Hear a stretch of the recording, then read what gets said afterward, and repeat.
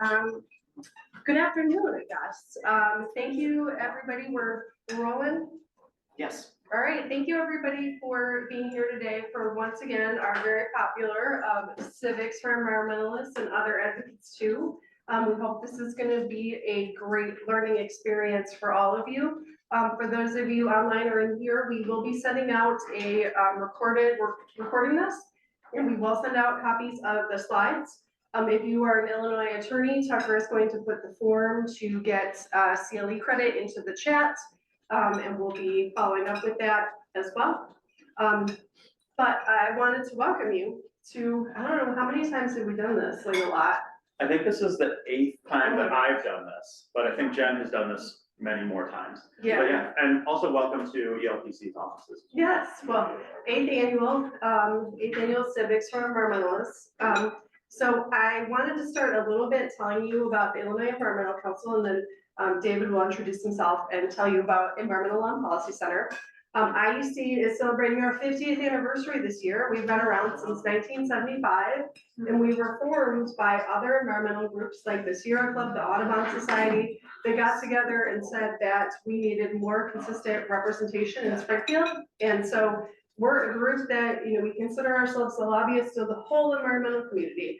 So however we can build power and make it easier for the whole community to access the system, the better. We have over 130 organizations that are members now, and so if you're part of an organization that wants to join, check out our website and you can become a member and get things like our bill tracking and our calls. This morning we had our regular call where we talked about everything that's being drafted right now and everything that we're concerned about or excited about. But we represent over 100 organizations. We work to advance sound environmental laws and policy. We coordinate our affiliate members and build consensus around an environmental agenda. Today we're covering the state in terms of civics and best practices. Some of these will apply to any body of government, but especially the state. We've done a Chicago City Civics for Environmentalists as well, and we're looking at doing that again this year, especially in anticipation of a perhaps City Hall lobby week this year. But yeah, that's it. And I'm Jen Longley. I'm the Executive Director of the Illinois Environmental Council. I've been in this role for 14 years now, and have been working to coordinate our amazing staff. And I wanted to pitch it to David McGillis, who's going to introduce himself. David McGillis, Illinois Legislative Director for the Environmental Law and Policy Center. I'm also on both of Jen's IEC boards and Vice President of one of those boards. ELPC is a proud member of the Illinois Environmental Council. And so thanks, Jen, for having me on this panel for 8 straight years. I guess I've done a good enough job. We should just start labeling it 8th annual, yes. Yeah. Forever. So ELPC, this is our office. This is our headquarters in Chicago, but we're a Midwestern centered organization. So we operate throughout the Midwest in states throughout the Midwest. And in DC, we have DC staff as well. And we deal with clean energy, clean transportation, clean air, those kind of issues on the Midwestern level. We have attorneys working on public utilities cases, lawsuits, and as well as communication staff, policy analysts, and lobbyists like myself working at the state government level. Great. And for those of you online, if you have questions, put them in the chat, and we will do questions at the end. And then for those of you in the room, the audio is only up here, so we'll either ask you to come up or we'll repeat your question when we get to questions. So Tucker is working our questions, and we will get to that, and we will get started. So thank you, David. And David, feel free, if I forget something, to talk about it. So our agenda today, we're going to talk about this body of government that is the Illinois General Assembly. We're going to talk about the process calendars and deadlines. David's going to talk about bill drafting and bill research. And then I'm going to talk about making your voice heard.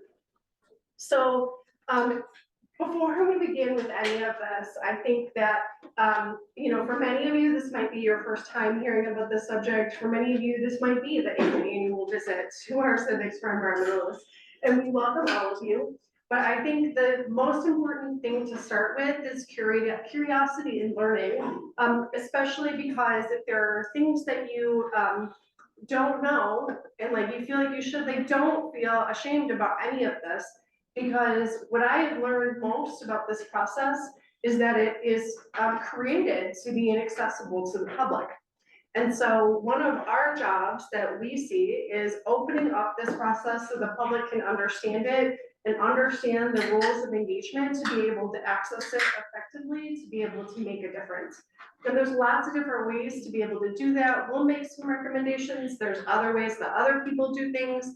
We're happy to take any of that advice as well, but we want to make this process open and accessible so that you understand how to engage with your state government. You know, this is not stuff we maybe take Illinois Constitution in 7th grade, but we don't get well versed in this with education throughout. So no matter where you're at in the process, don't feel afraid to ask questions. And there's oftentimes when I'm talking about it that I'm like, oh, this is like surreal. This is a science fiction novel that I'm not sure how to talk about. So we want to make it understandable and understand how your voice makes a really important impact. So all of this starts, being said, especially since we're offering CLE today, with the Illinois Constitution. And I want to point to the Article 4 of the Constitution, which is about the state legislature. And there's a few pieces in it, and I'm going to talk about these now, and then we're going to go through it again. Much like there are 3 readings of a bill, we're going to make 3 readings of the 3 reading process. So there are some pieces in this that impact the whole thing. And the Illinois, the federal Constitution says what states are allowed to do. And then the state constitution says what the state's allowed to do. So the federal constitution, the US Constitution overrides everything, but the state constitution oversees anything that we can do in the state. So we're going to talk about the state constitution, statutes, bills, rules today, but those are all sort of the going down into the detail of what we regulate.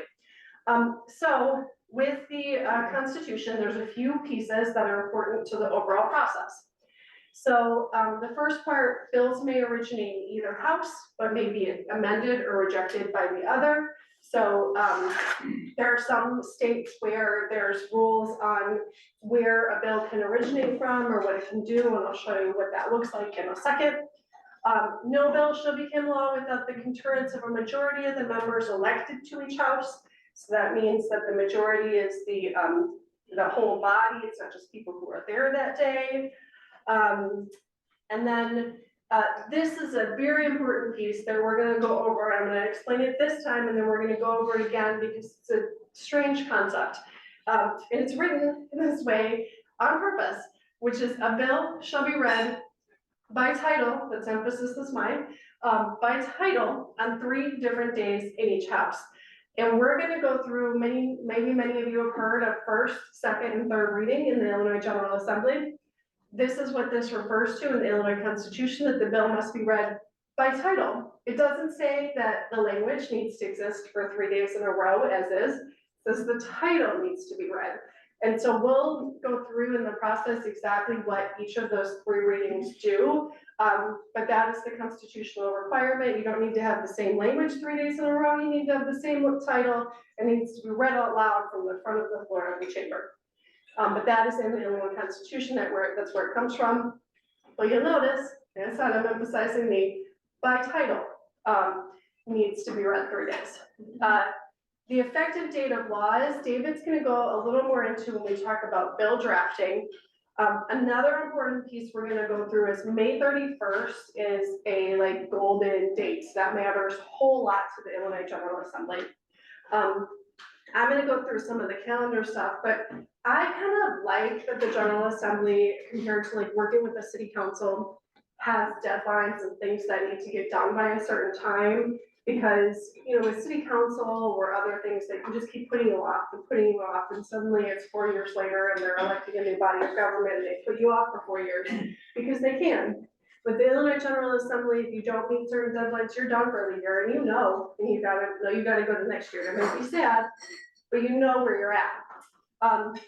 And so May 31st is really important because if you want something to become effective in that calendar year, like your budget, you need to have passed it before May 31st, or you're gonna move to needing a 3/5 majority. And David is gonna talk about effective dates later when he talks about drafting, and go into all the nitty-gritty of that. But May 31st, super important.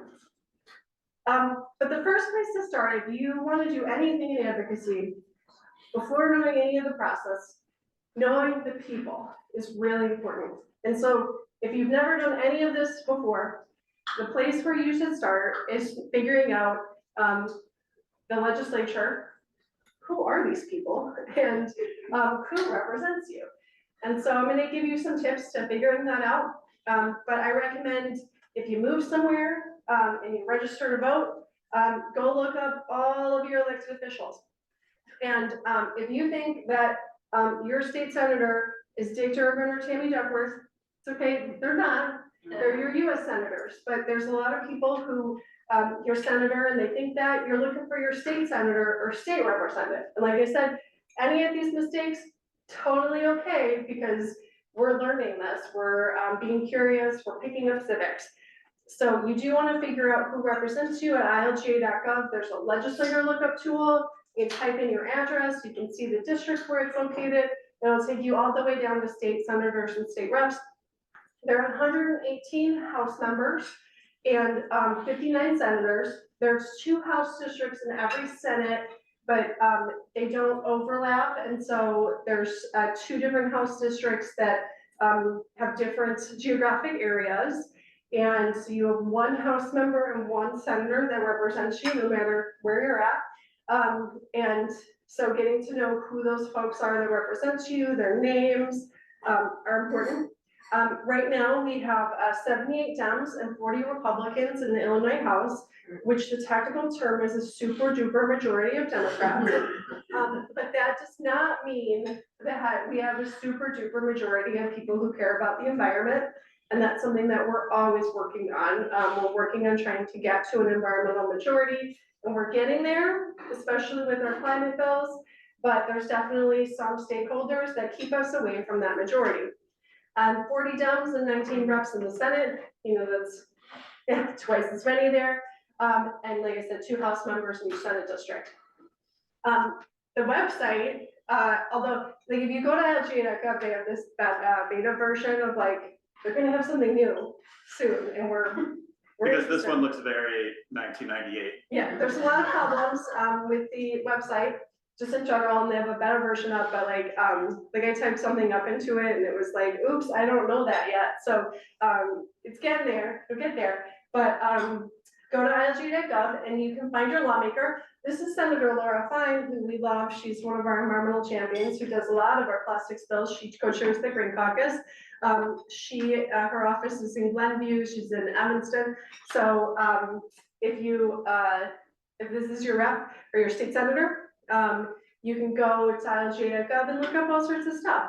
And one of the things your state legislators are definitely human, like definitely. And there's definitely pieces of that you want to figure out, things about their bio, things that you might have in common if you're ever meeting with them.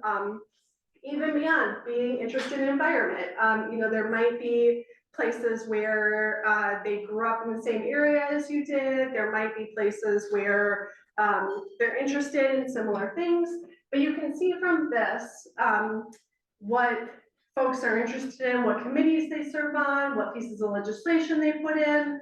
All of this is available at LGA.gov.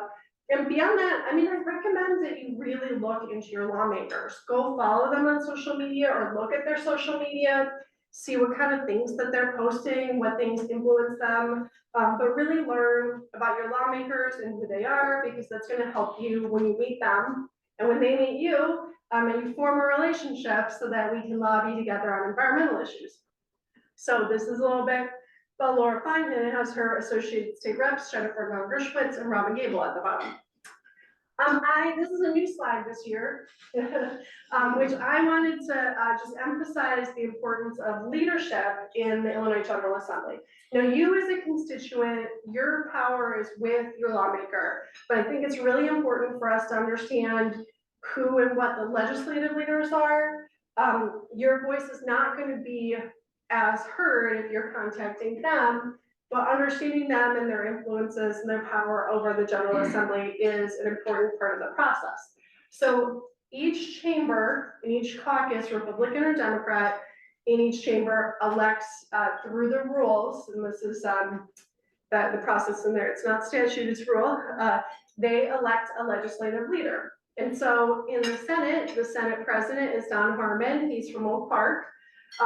The majority leader in the Senate is John Curran. He's from minority leader, not majority.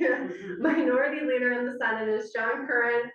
He is from the western suburbs area.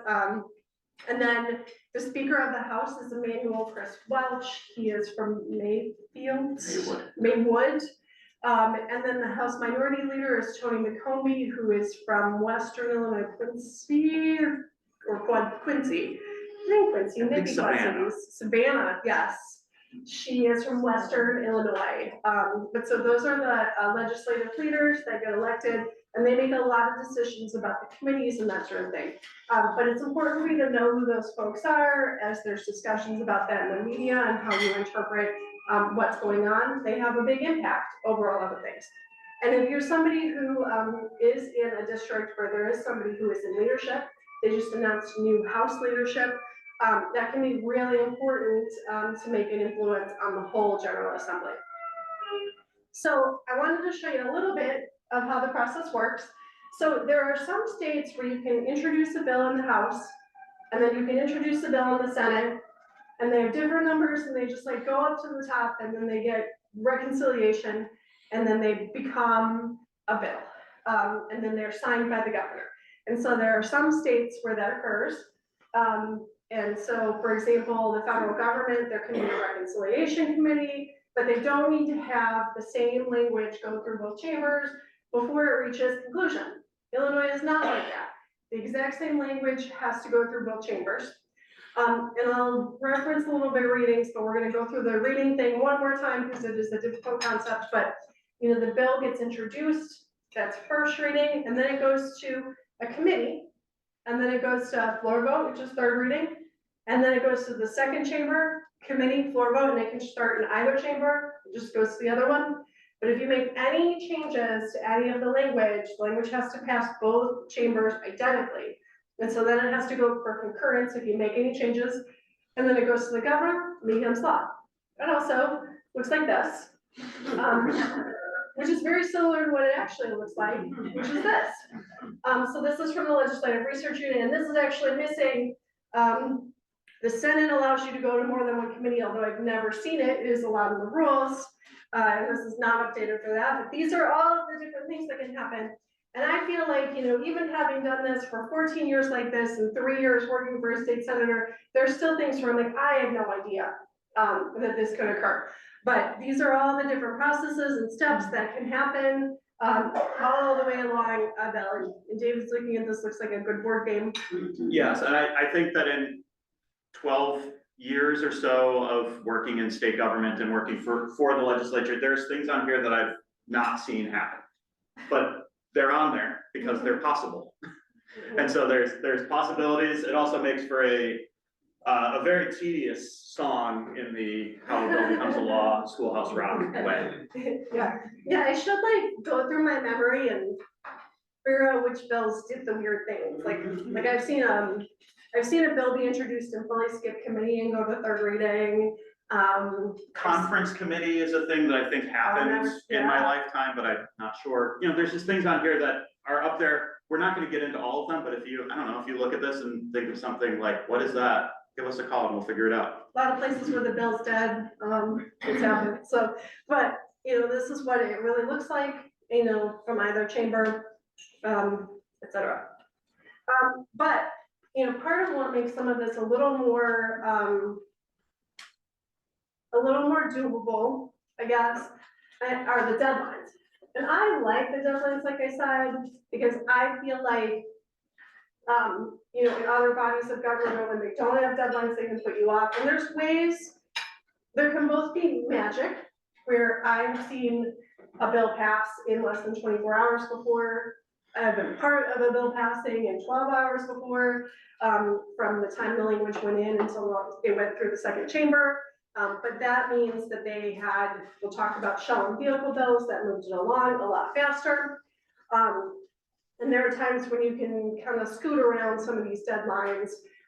Dave's gonna talk about what holding it on second reading means in our advanced vocab section. But that is one of the ways you scoot around the committee deadline. But today is an important day, probably at noon already, was the LRB request deadline. And David's gonna talk about drafting a bill at the Legislative Reference Bureau, but today was the last day you could have a bill drafted.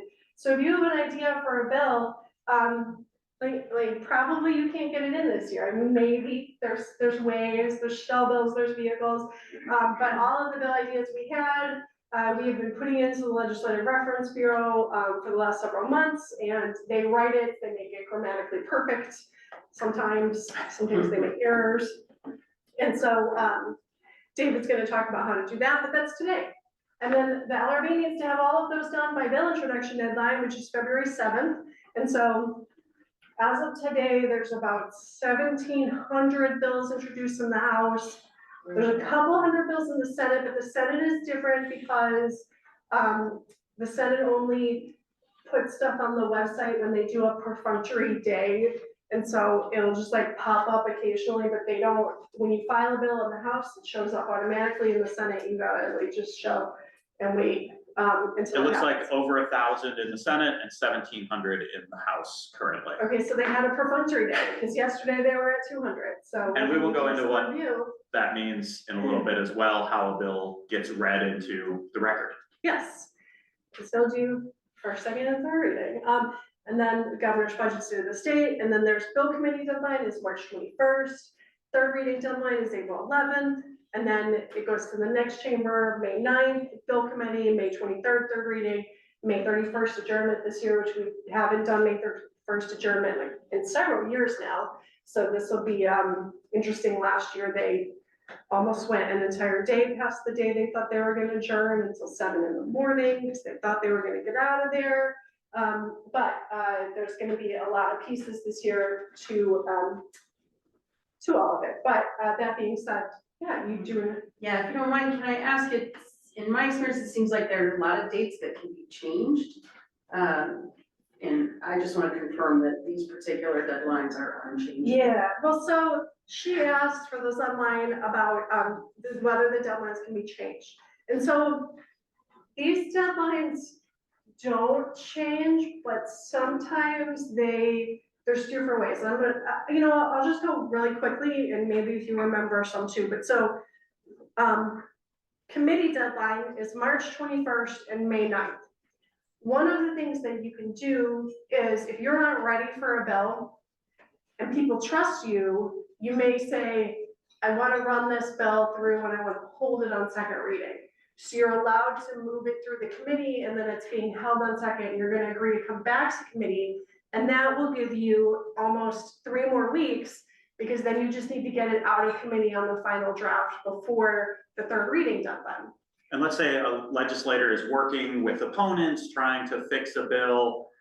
They could do that and say, I'm gonna agree to hold the bill, so they're not gonna try to force the bill through because it's not done yet.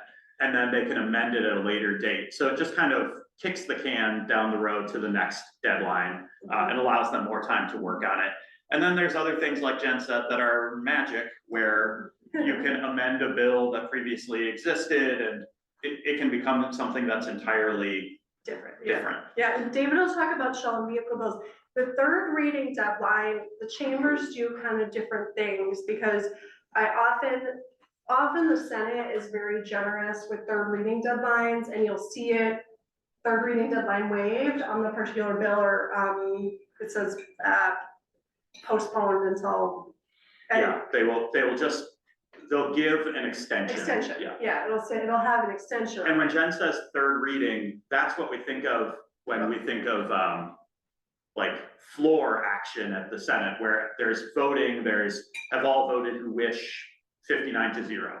That's third reading is what that's called. But the House doesn't give extensions. They would prefer shall and vehicle bills.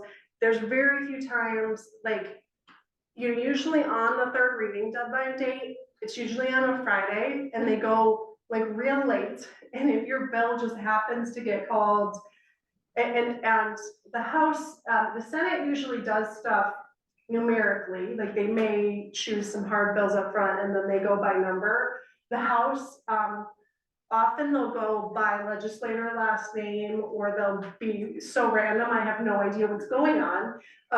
But the House sometimes doesn't follow the calendar in terms of one after another. But they go on the third reading date and they go until there's not enough people left to vote on it, and people have left.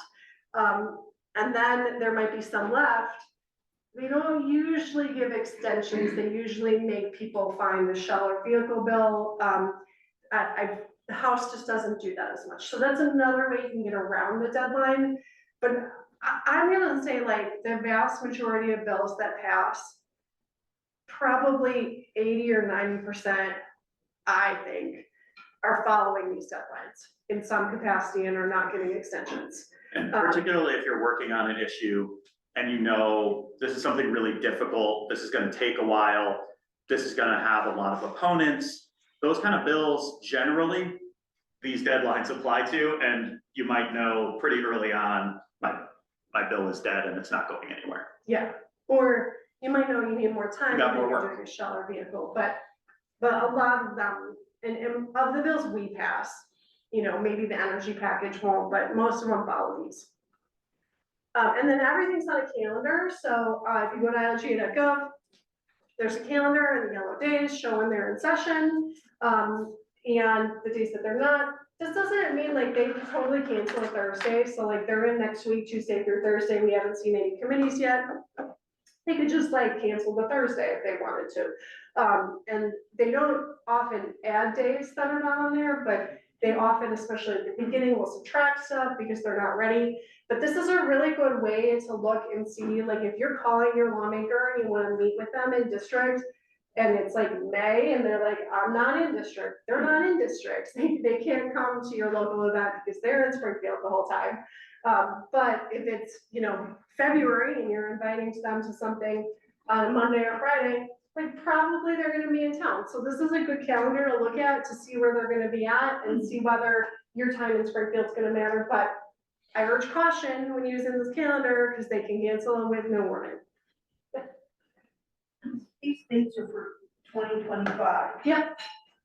Is it laid out in the statute or in rules of each house in terms of No. How many? Yeah. how many first activity, 2 weeks or Yeah. 10 days afterwards? How is it set? Yeah, so she was asking for those online how the calendar is set and like the days, et cetera. And so, you know, they do pass, so this is the beginning of the 104th General Assembly, which started on January 9th, and they elect, well, I think they elect leaders and then they do the rules, one or the other, they do first, but they do rules. But the rules, are not, they don't, the rules just like allow the legislative leaders to pick the calendar. The governor can also send both chambers down, which I haven't seen since Rauner. Like, I think Rauner made everybody come, well, did he make everybody come down on Wednesdays, or was that the chambers? Blagojevich also did that, but generally the legislative leaders pick which dates their chamber is going to be in on. And, you know, even, usually we get the calendar for the year at the end of November or December when veto session is, and they pick all of these dates. And they're not, they don't need to have a certain number, they don't need to pick the calendar, these are just in their head. And if some, you know, like the year the pandemic happened, and like everything was canceled, you know, they were able to waive the dates and just pick 4 dates before the 31st to do the budget, and then they went home. So they don't do that, yeah. Tucker, go ahead. Question from Zoom, do the House and Senate use the same schedule? No, No, at least this is better, like, during the, Emil Jones years, there were years where the Senate was like Monday through Wednesday and the House was like Tuesday through Thursday. Yeah, at least, they're mostly the same dates, but the Senate is in fewer weeks than the House. So there's a couple House weeks the Senate's not in this year. So, but they don't have to pick the same dates. And like I said, there were times when it used to be even different days of the week that each chamber was in, which I wasn't a lobbyist on, but I'm glad I wasn't. So, This is also a good calendar if you wanna invite Jen or I to any parties, you can look at it and know when we're gonna be in Springfield. yeah, go ahead. Okay, so we've got another one related to the schedule. Do all bills have to go through LRB before they're introduced? Yes, Okay, because that would imply that the bill needs to be there today. Yeah. Yep, yes, today, well, it needs to be there today, yes, so if you have some idea, and actually, if the deadline was probably noon, but it might be 5. and that said, if you have a fantastic idea that everyone loves, it can be an amendment to a bill. And then it doesn't have to be, this LRB deadline is for new bills. But if you have a great idea that 118 legislators in the House and 59 in the Senate agree with, you could probably get that as an amendment and get that done, and we'll talk about that in a little bit as we run through the bill process. Yeah, and I'll give a specific example, and like David will talk about shell and vehicle bills, and you might be like, oh, that sounds dirty, and it sounds like untransparent, but like, for example, Illinois was the first state, in 2013, so long ago now, to ban microbeads in personal care products. They put the little plastic beads in the toothpaste and in the shampoos and soaps, and now it's banned nationally, but Illinois is the first state to ban it. And the issue kind of popped up in March, which the bill introduction deadline was over, the committee deadline was over, but like I just like happened to have a bill I introduced for something else, and I took it over with the microbeads, and then we passed it in just a couple months. But that was an example of something that I had in March. So in a situation like that, the bill that you took over did it have to be a bill that had already gained a lot of traction? So David's We'll get to gonna that. talk about that, shell bills and vehicles and an act concerning fish. Yeah. So one of the things that I really enjoy about the General Assembly nowadays is that it's all online. And this is a great picture of me and Jack Darrow from the Sierra Club and Katie McFadden. And we are at Saputo's restaurant watching a committee hearing that we're supposed to be at, but we wanted to have dinner instead. This is not best practice, but we didn't really need to be at that hearing. So this is, you can watch everything online, which even when I started, maybe even when David started, like, we're gonna go through witness slips. You used to have to file them on paper. You used to have to be there in person, and then it went to audio. And now almost, except for the Senate, which sometimes is only audio, every committee in the House has video. There's multiple ways. Blue Room Stream is a service you can pay for that you can watch the House and Senate, both on the floor and sometimes committee hearings. And so you can watch it all live. It's never like, it's not like your TV schedule where it's gonna be on at 3 p.m. Like, don't base on that. But it's all stuff that you can watch live at ilga.gov. So that's a way to pay attention. And I wanna show a little bit, there's, as of when I put this up yesterday, there were not hearings scheduled. And I know it's fuzzy, but it's from 2020, so you don't need to read it anyway, but this is just an example of committee hearings for the week. Eventually they'll be posted, and you can hit the schedule for the week. It'll show you all the hearings, which is a good way to figure out where lawmakers are gonna be at, but also where your bills are gonna be at.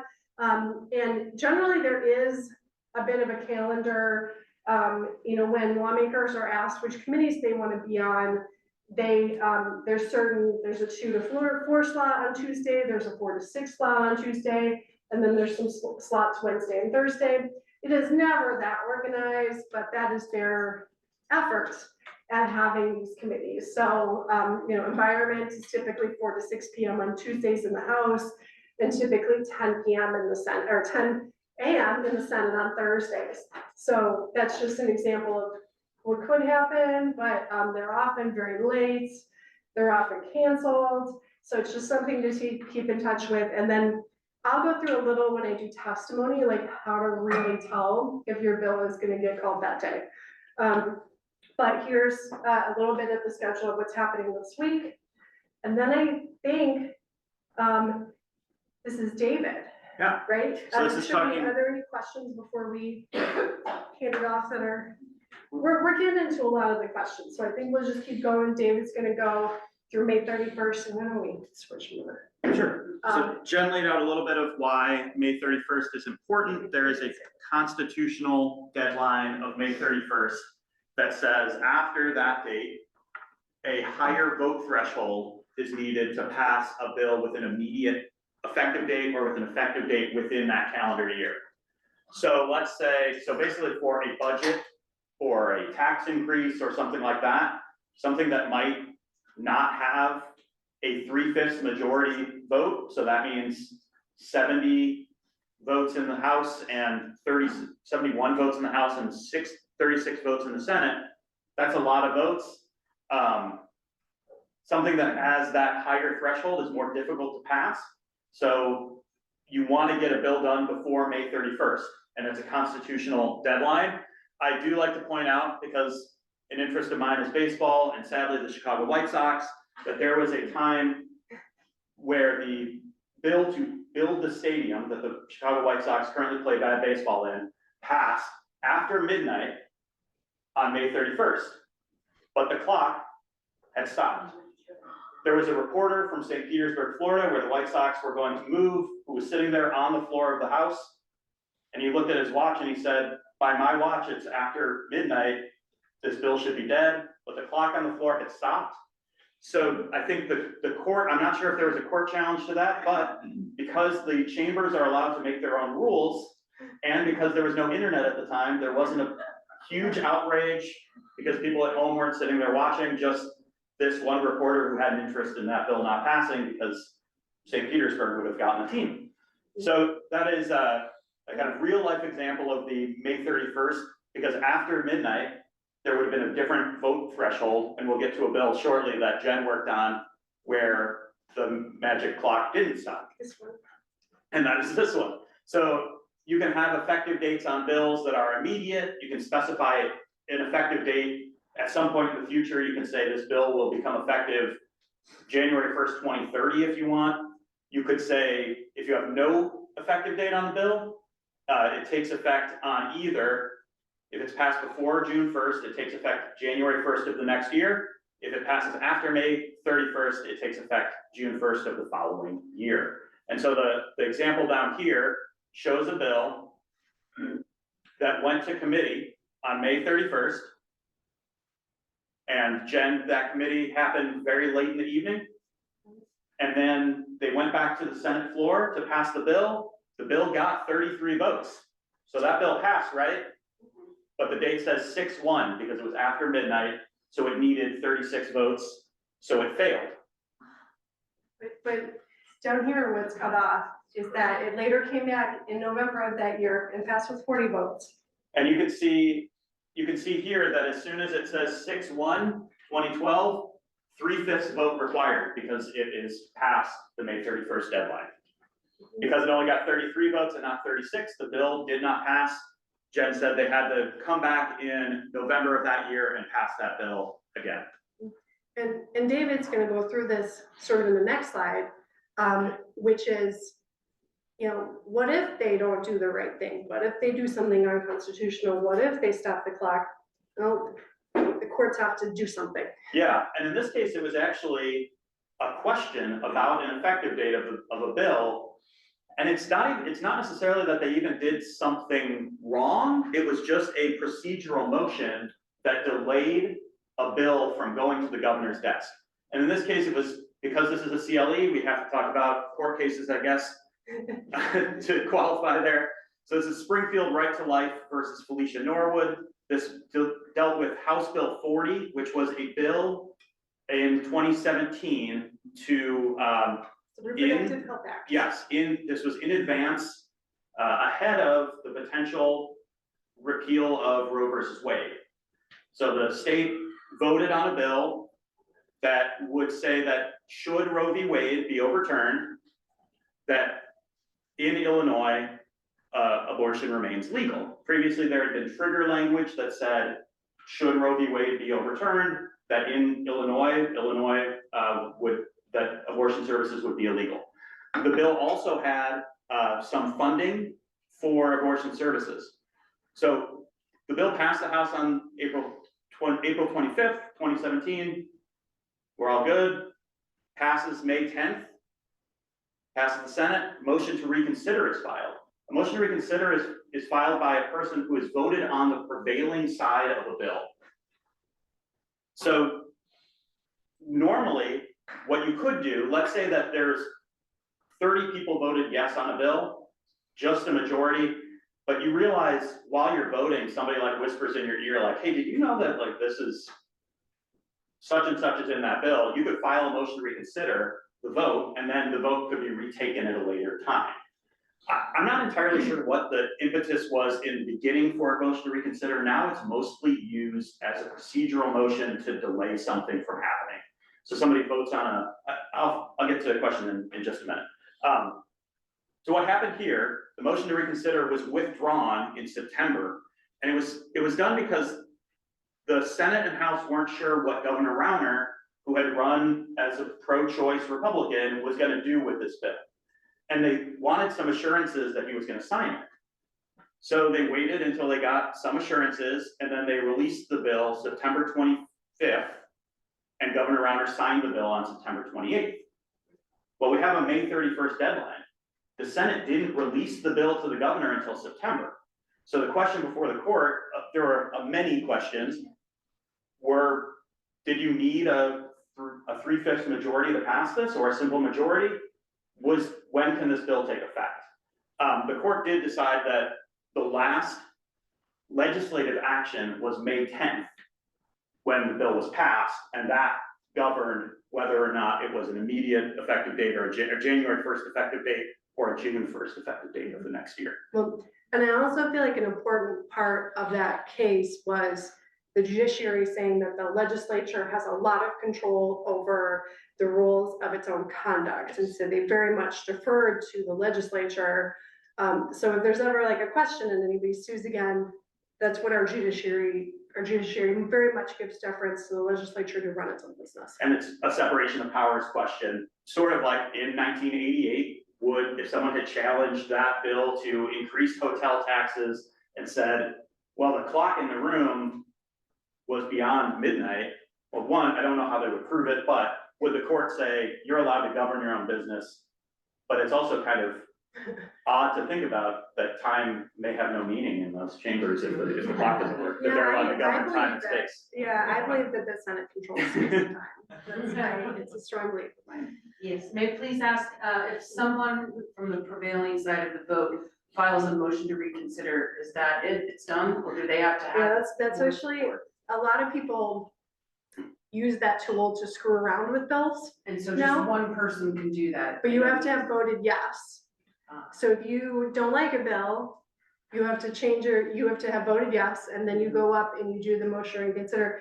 And there's like essentially no way to get you to get rid of a motion to reconsider. Yeah, I'm not sure if they can do like a 3/5 majority to override it. A lot of times what ends up happening on particularly controversial bills, that there's a potential for shenanigans like that, like what you just said, because one person could, in theory, indefinitely hold up a bill. So on things like marriage equality, when marriage equality passed, someone on the prevailing side filed a motion to reconsider and immediately tabled it, because only one person can file that. So they did that as a procedural motion so that no one else. And then on September 25th, only the person who filed the motion can decide. So it was Don Harmon, so it was the Senate president who voted yes, filed the motion to reconsider, and everybody knew why. It's because they were waiting for the governors. It was a political But move. it could also be a junior member. Yeah, you have to just have voted yes. So, which, like, there is the, like, you know, if you oppose the bill, you're very likely to vote no. And also, like, there can be a piece of people, like, looking around being like, oh, that person's definitely a no, they just voted yes, and, like, run to the well. And you literally just have to do it before the person. So, like, we had an issue with the Natural Resources Advisory Board, which, like, where there was a motion to reconsider filed that, and it was not a majority vote. The bill's just dead for the year, there's nothing we could do. So it was controversial. And sometimes things like pressure from your colleagues can push you to pull that motion to reconsider. But yeah, sometimes it is used as a like last resort by somebody who's just trying to mess with the system. Yeah, and we'll talk, we have a little section of advanced vocab where I think we go through a couple of other things that games people can play to deal with that on the floor. So, yeah. So getting into how a bill gets drafted, the Legislative Reference Bureau is a team of attorneys in Springfield who work in the Capitol. They work in a bipartisan manner for all of any legislator who wants a bill drafted can go to the Legislative Reference Bureau. They can go there, request a bill. Also lobbyists can go and request a bill be drafted. And we always suggest that folks do as much research as possible. So if you have a bill idea, figure out, one, does it already exist in Illinois, or does something similar already exist in Illinois that you could expand on that existing bill or amend that existing language? Check the Illinois compiled statutes, which are available at ilga.gov, but there's a lot of them. So maybe calling Jen or I to ask, has anybody ever thought of this? Has somebody already introduced this? And then when you go to LRB, generally it is lobbyists who are going there or staff who are going there. But you want to have as much of your language drafted as possible. I have seen legislators just bring a newspaper down to LRB and say, there ought to be a law. And then the drafter at LRB has to figure out what that looks like. So it does allow for them to be a little bit creative, or you can take them an entirely formed bill that you wrote that's perfect, and they might tell you like, this isn't in our format, and they might change it up, they might correct your grammar. Sometimes we also encourage using other states. So this is a situation where plagiarism is highly recommended. You also don't have to cite, so you could just take a bill from New Jersey and say, we should do this here. It might end up looking different, and part of what LRB does is put the language into the format that fits on our 1998 website. Career new font only. Yes, yeah, font choices. Yes, question in the back. Clarifying question on the LRB staff, so they are permanent staff or civil service, state legislature, they're not appointed? Okay, the question was about the staff at LRB. The staff at LRB work in a bipartisan manner. They work for the state of Illinois, and they're all attorneys licensed in the state who work on that. Well, and I think the head, there is. Jim Stivers. Yeah, but I think he has to get approved. He's appointed, yeah, I think they're appointed. approved by all 4 legislative leaders. Yeah, and there's not usually I've never dealt with anybody from LRB having, not doing what I asked them to do, to be honest. Although, there is a difference, like if I'm bringing a lawmaker a bill, I can't hand them a news article, even if I'm bringing it on behalf of a lawmaker. But if it's a request coming from me, it has to, or you, if you're a lobbyist, because you can't do this without a lobbyist and a sponsor, it needs to be as drafted as possible. But if you're a lawmaker, you got a cocktail napkin, some of these bills were clearly written on cocktail napkins, so. So LRB, you should be a registered lobbyist. You have to have a bill sponsor. You'll need an effective date. So you could do an immediate effective date. You could leave it totally open. You could specify a date future. You could tie it to the passage of another bill. You could tie it to, should X case be repealed at the Supreme Court? You could tie it to a date in the future that's unknown as well. If you call LRB, you want to have the statute ready and the code number, and I'll get into some of the codes that we use most often. But if you don't, just providing the topic subject area, and they'll direct you to the drafter who deals with that topic. You want to try to get it in earlier than the deadline, so sorry that we let you know this on the day of, because legislation can take up to a month to get drafted. And then you're going to want to review it. and make sure that it actually says the things that you want it to say. There can sometimes be mistakes. And even if there are mistakes, sometimes you can't get them fixed until it's time for an amendment. Yes, question. So who is a bill sponsor? Is that an elected official? That is a legislator. You could either introduce a bill in the House or the Senate or both. And that would be, you want to talk to a legislator who's interested in that, who has, who agrees to sponsor that for you. And it's not like city council where, you know, Pat Quinn can go put a bill in or an ordinance in. You have to be a lawmaker to introduce them. So we'll go through the parts of a bill. Sometimes I come up with a new bill idea. In the past, Don't embarrass me this year. I won't. Last year Embarrass me. I attempted to embarrass Jen. But this year, my pet peeve of the year is that I spend a lot of time waiting for the train. And we're trying to pass the MMA, the Metropolitan Mobility Act, to help with train service, to make sure the trains are funded. But really, I was looking at this article that said that in 2001, 95% of CTA trains were on time. No, we're like. 24 years ago. 24 years ago. 95% in 2001. The other day, when I walked into the L station, it said 4 minutes, every 4 minutes a train will arrive. And I looked at the vent trap and it said 9 minutes. There was a disconnect here and I waited 15 minutes. So my bill idea is to make sure that CTA trains, actually it was 97%. So, but I'm gonna give them leeway. I'm gonna say that public transit has to be on time 95% of the time. I'm even giving them 2% back. So this, yes, I don't know how we're gonna do this. I don't have to know how we're gonna do this. We're just gonna make it happen. We're gonna make it a law. So in this, the subject of the bill would be, as Jen said, when we were talking about the subject is just, that is in the first reading, they just read Senate Bill 1, an act concerning, and in my case, it would be transportation. That's it. That's first reading. So they don't have to read the whole bill. They just read that on the Senate floor. First reading is done. The short title, something like the Climate and Equitable Jobs Act. Or which. The Energy Transition Act. Which, yes. And in the bill, you could say, this bill shall be known as X. And I think there's the Future Energy Jobs Act. You could say this bill shall be known as the Future Energy Jobs Act. Mine would be the Consistency of Public Transportation Act, COPTA. I think it is. You don't like it? I know, I like it. Okay. Consistency of Public Transit Act, the purpose, policy, etc. You could put that in the next section. You could go through, in some cases, there's a narrative that kind of defines what you're talking about. I've seen it with building the clean energy economy, and it talks about stats, about jobs and whatever. In this, it could reference, you could even have stats in there and that say why you're passing a bill. It could be a poem. It could be a poem. It could be a poem. You could, yeah, you could make like an acrostic or something that has like letters at the beginning that spell out some message. You could, and so in my case, it could be, in 2001, 97% of CTA trains were on time. I have no idea what the stats are now, but it is definitely not 97%. You could say, talk about the number of people statewide who depend on public transit.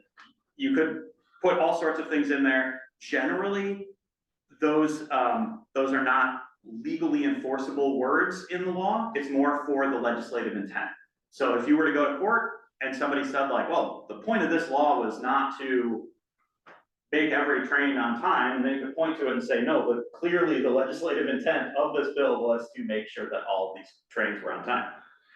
But conversely, if you send the legislative findings, trains should be on time, that's not a main provision of the bill. Correct. Yes. Yes, and we'll get, yes, as we get to the kind of protein of this bill later with the main provisions, that's where we define what the bill actually does. This is just talking about the policy purpose and what problem you're trying to correct. Then you would get down to definitions. Definitions are, for the purpose of this act, this is what these words mean. For the purpose of my act, what does public transit mean? Are we just talking about the city of Chicago? Are we talking statewide? Are we talking about trains, buses, Metro? Are there things that we like that may even be unconstitutional in there because the state has no control over them? Well, I can put them on the paper and then let a court decide later, I suppose. And that's why we have a severability or inseverability clause that I'll get to in a little bit. Then the main provisions, yeah, we would define like, what does a timely manner mean? What is what is on-time service? What are acceptable delays? Things that aren't defined, you leave up to a state agency to define, and that could get messy and go through a rulemaking process. The main provisions, I said, I give them a year even, 2027. By January 2027, all modes of public transport should have a 95% on time rate. I think that's more than enough time. We're gonna get this figured out. Penalties, penalty provisions. I don't think in this case we wanna do penalties.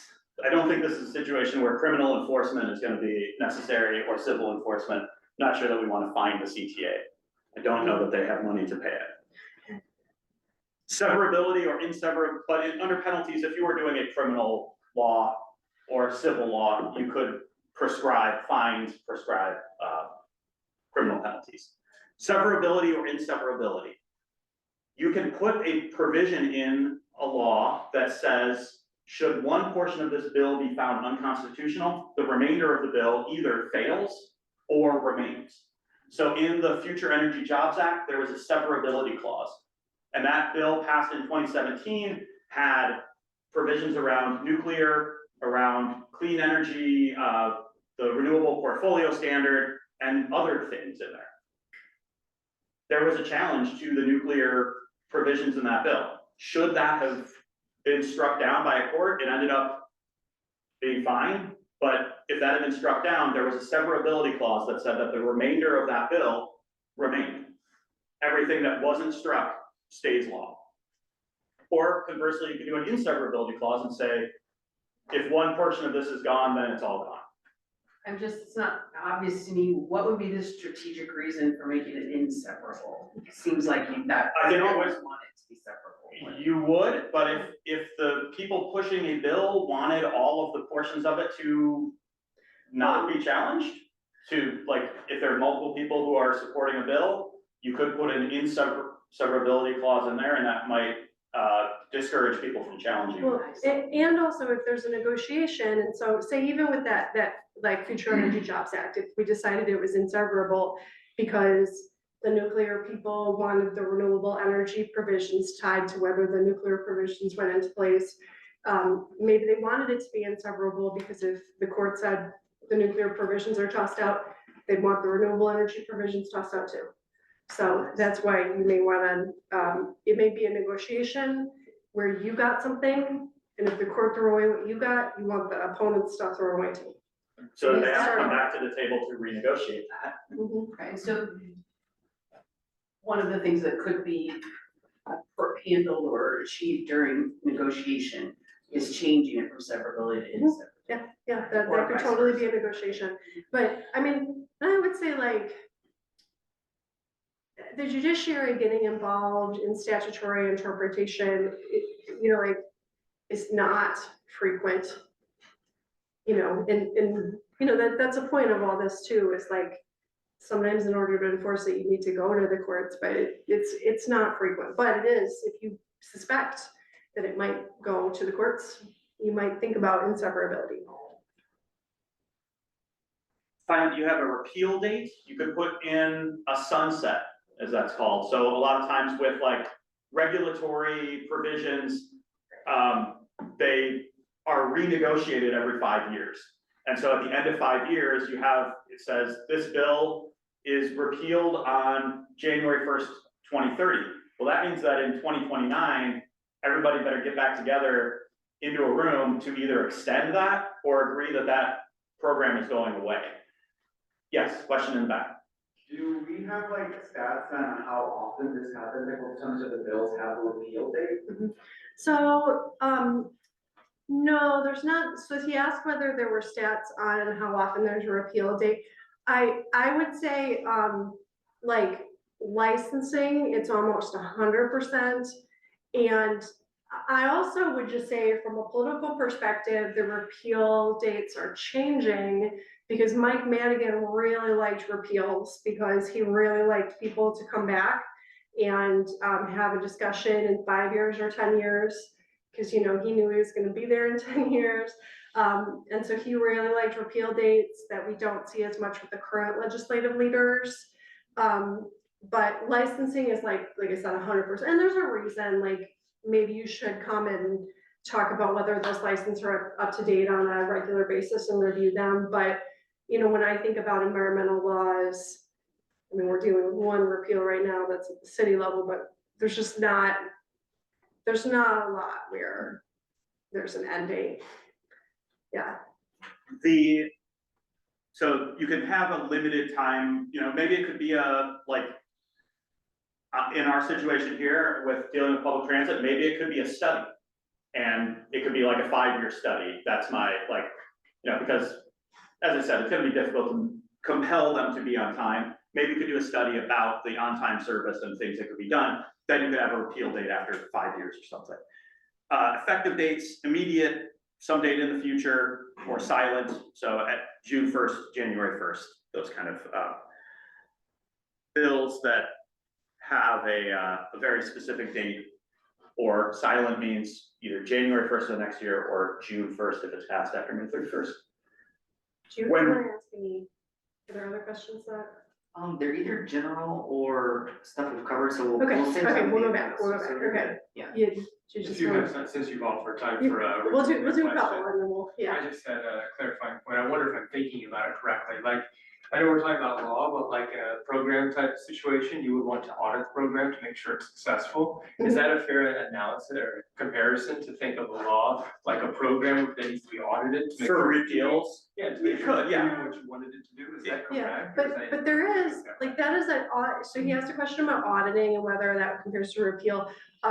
You know, there is, an auditor general for the state, who is Frank Fontino. And, you know, like, if you ever just like find yourself with time, you could go read the audit reports. And like, some agencies are really scared of audit reports, and they're like, I wanna get rid of this tiny little thing because we have an audit report. And some agencies just don't give anything about their audits. And so you could go through and read that, but that is another enforcement mechanism to make sure that agencies are doing the programs they say they're gonna do. And it is really, really thorough. Like, I've been like, you know, I wanted to do some auditing on like wasted food, and like, I talked to Frank and he's like, here, go read this thing about prisons and wasted food, and like they do very thorough auditing at the state. It's just really boring. So in theory, you could use a repeal date, like if in 5 years, you could say like, well, this is gonna be repealed in 5 years. Maybe we do a look back at 4 years and like, we look at the audit and see like, was the program working? And then you can revisit it and see like, are there provisions that we need to pass to fix it? You Yeah. could, And it's not like the audit is the program working, is like, is it occurring? right? Yeah, and That'd be nice though. Yeah. Did you just have a quick one? I'll say you should define time because CTA can stop the clocks. right, I don't know, it's not the legislature. Yeah. Or they just don't have a clock. They control space and time too. So when we're reading and writing a bill on the ILGA website, if it's a new act, so if my bill that I'm introducing is a brand new act, that's the Consistency of Public Transit Act, that would be not underlined. So it would just be plain, what Courier font here. If it's new text, editing an existing law, that is underlined. If I'm deleting something, like deleting a repeal date and adding a new one, I would strike through the old date and underline a new date. So here's an example of new text of findings, and this is CEJA, the growing clean energy economy. So the findings are about clean energy economy and cleaner environment, quality of jobs, et cetera. But this is new text, but it's not underlined because it's a new act. Here's an example of strike through, underline. Sometimes they do cleanup of sections. So when the bill was passed, it said section 1-75 of this act. But then that was moved, so now it just says of this section. So that shows the strike through, underline, so replacing words with new words. Different statutes that we use, 220 is the Public Utilities Code, 410 Public Health, 415 Environmental Safety, 505 Agriculture, 525 Conservation. So when you are going to draft a bill, if you call LRB, you say, I want to draft a I don't have transportation up here.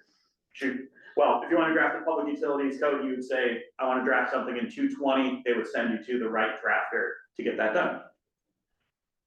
Using ilga.gov, our handy dandy 1998 website, it has the Illinois Constitution, it has Illinois compiled statutes, administrative rules, which are those agency rules that they pass to clarify certain ways that a law will be enforced.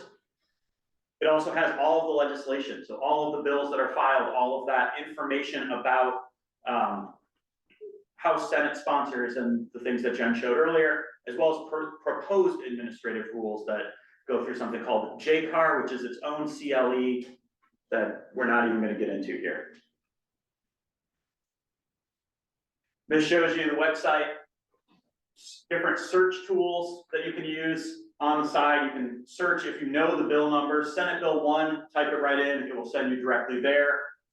It has a keyword search, but it's very archaic. So if you were to type in something like transportation, you're gonna get everything that says transportation in it. I don't know if there's a better way to do it that I just haven't found, but it's difficult to use, but there is a search option. There's also previous General Assembly, so if you know that somebody introduced a bill last year, you can just go back and click right back to the 103rd General Assembly, because we're now on the 104th. Yeah, so all of the bill numbers that existed on January 8th are no longer in existence.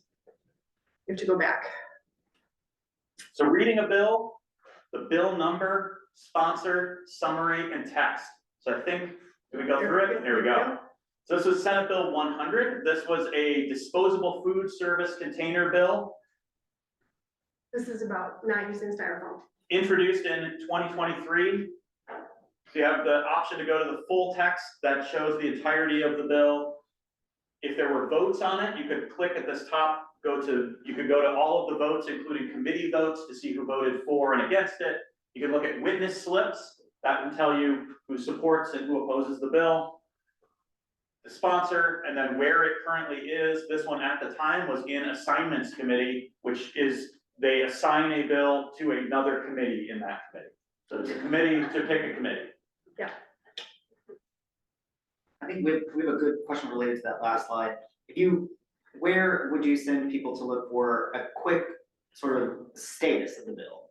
Yeah, sure. This would be the page, if you know the bill number, searching by bill number, if you search Senate Bill 100, as we did back here, they typed in Senate Bill 100, that would take you to this page, it would bring it right up.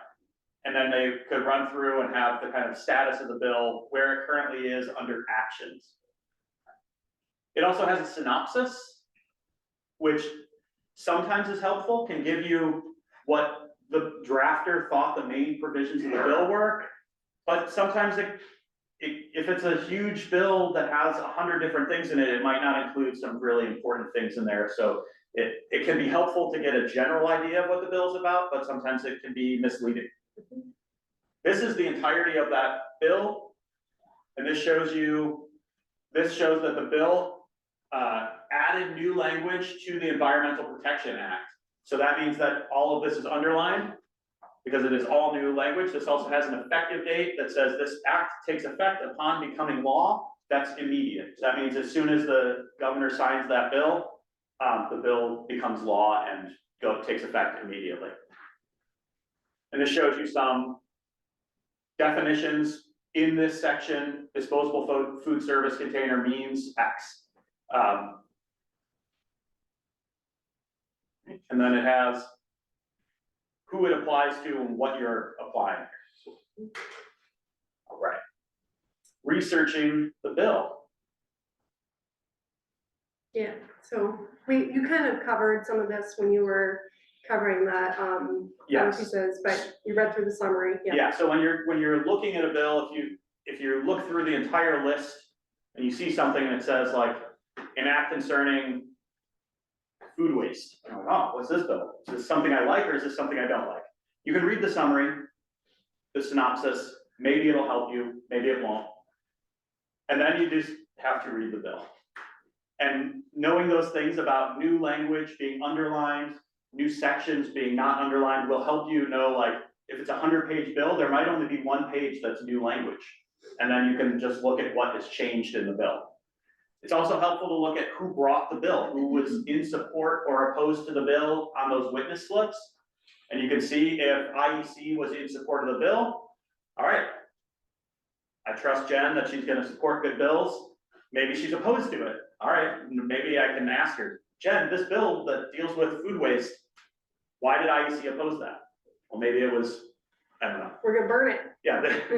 Only burn it Um, anyways.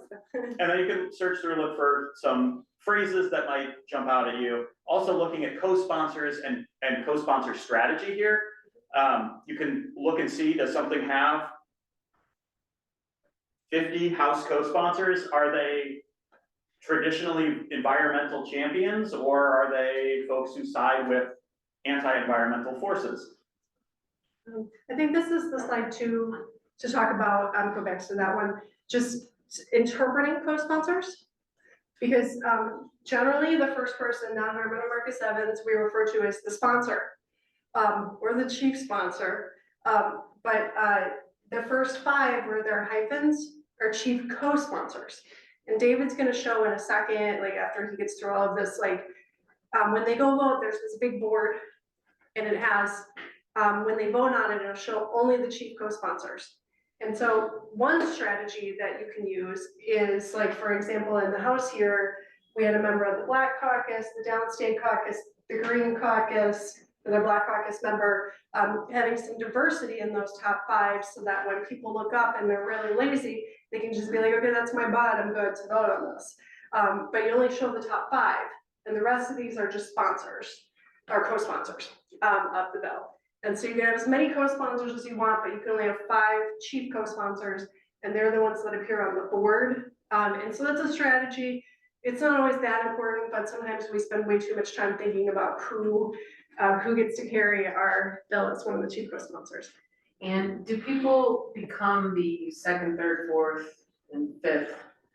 Is it just if they're the 2nd person to co-sponsor, they're the chief? Generally, we would think about who we would want to be in that And then position. that's how you decide what order to ask. Well, them in. so There's a different form that they fill out. Yeah, and it's different in the House and the Senate. So the sponsor has a lot of control over who gets to sponsor their bill. So here, Marcus Evans is in the House, and so he has to go, well, and actually in the House, I can take the little form and send it around and get signatures from lawmakers and then be added, but he could just like not turn that in and not allow them. In the Senate, you actually have to like solicit it from their legislative assistant, so like there's more of a process. But the sponsor has a lot of control, and you have to actually fill out a special form for the chief co as opposed to the regular sponsors. But the sponsor can make those decisions. They also can kick people off. So they don't have to accept everybody that wants to sponsor their bill. And so here we have, this goes back to the question that was just raised about how do we know what the status of a bill is? Well, this is gonna take us through from the very beginning. This was about PFAS incineration. So Representative Latoya Greenwood introduced the bill on 1/25/2022. The bill had first reading, so it was read, an act concerning PFAS incineration, an act concerning waste or regulation. It was referred to Rules Committee. It was then assigned 2 weeks later to the Economic Opportunity and Equity Committee. It had a committee hearing on 2/16 where it passed 7-0. It goes back to the floor for second reading. Again, they say an act concerning regulation, third reading. They actually then introduced an amendment, Amendment 1. The amendment is sent to Rules Committee, which then is assigned out back to the Economic Opportunity and Equity Committee. So then they consider that amendment, and House Floor Amendment 1 recommends be adopted in that committee 6-0. They added a co-sponsor, Jamie Andrade. They adopt the House Amendment, Floor Amendment, placed on calendar order of third reading, short debate. on 3-4, and it passed 100 to 0, or to 1 to 1. Interesting. Yeah, I know. Somebody really likes burning people. Ah, and then we keep going, because now it passed the House, and as Jen said, a bill has to pass with the same language in both chambers. So now it goes to the Senate, arrives in the Senate. First reading, Senate sponsor is Senator Chris Belt. First reading in the Senate. Assignments, add some more co-sponsors. It goes to Environment and Conservation. And now there's a Senate amendment that's filed. Senate amendment also goes to Environment and Conservation, do pass as amended on 3/4/2022, 9 to 0. Then it goes back to the Senate floor, second reading. Oh, there's another amendment. That amendment then goes back to committee. And now there are 2 amendments. On 329, you keep adding some co-sponsors. 331, floor amendment number 2, recommend do adopt. So now it's recalled the second reading, they put the amendments on, and the bill is read and passed third reading on 3/31/2022, 56 to 0. So that one person didn't pick up any other supporters who were also opposed to this bill that seems to not have any problems. But then it keeps going. Because now, Will you say what the set of these 3 numbers, like Oh, which, yeah, which yeah. is which? So this is, oh, sorry. not this, this And is. for people online, they can't see what you're pointing at, so Yeah, say so what date. So when it says 3/31/2022, it says 056, that's yes. -000, that's no. -000, that's present. So it's yes, no, present. And I don't know why they have 3 numbers even in the Senate where they're not 3, you can't, You can vote present. well, but you could, no, it's 056, there's not Oh, yeah, 3 digits of senators, there's only 2 digits. In the House, there's 3 digits, but it's yes, no, present is the set of votes, so. All right, so now we're on to, the bill has passed the Senate and is back in the House, and now they have to do a motion to concur. So they have to do, because the bill was amended in the second chamber, the first chamber has to concur with those amendments. Individually? Yeah, but I think they take a vote to, I think they take one vote to concur on both. Well, so, but they both have to go to the committee. Yes, And then the committee takes separate votes on the amendments and has to concur on both amendments. But then there's only one vote taken on the, no, look at that. but it's the There's same only one vote. on the floor. Yeah, it's the same vote, so I don't know if they, because generally, if you have 2 amendments, they probably work together. So like one changes a lot of it, and then the second one just kind of makes some minor tweaks.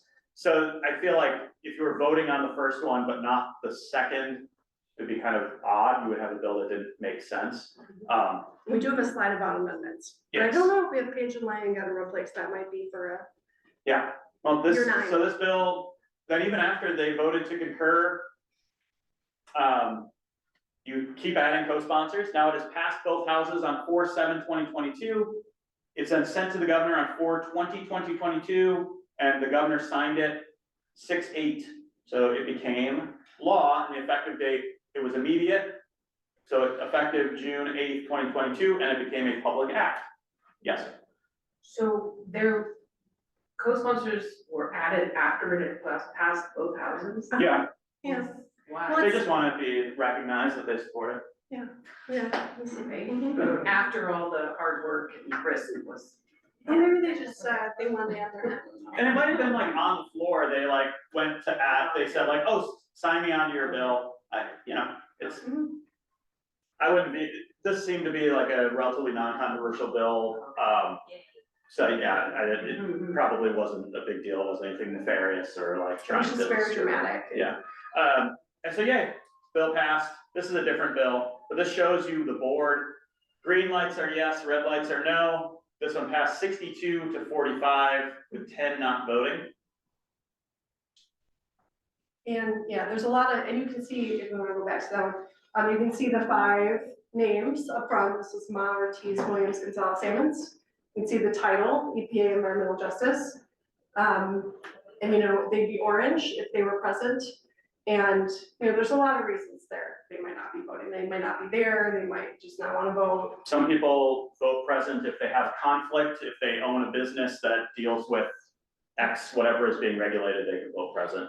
Sometimes it's just somebody doesn't wanna be on the record voting for something.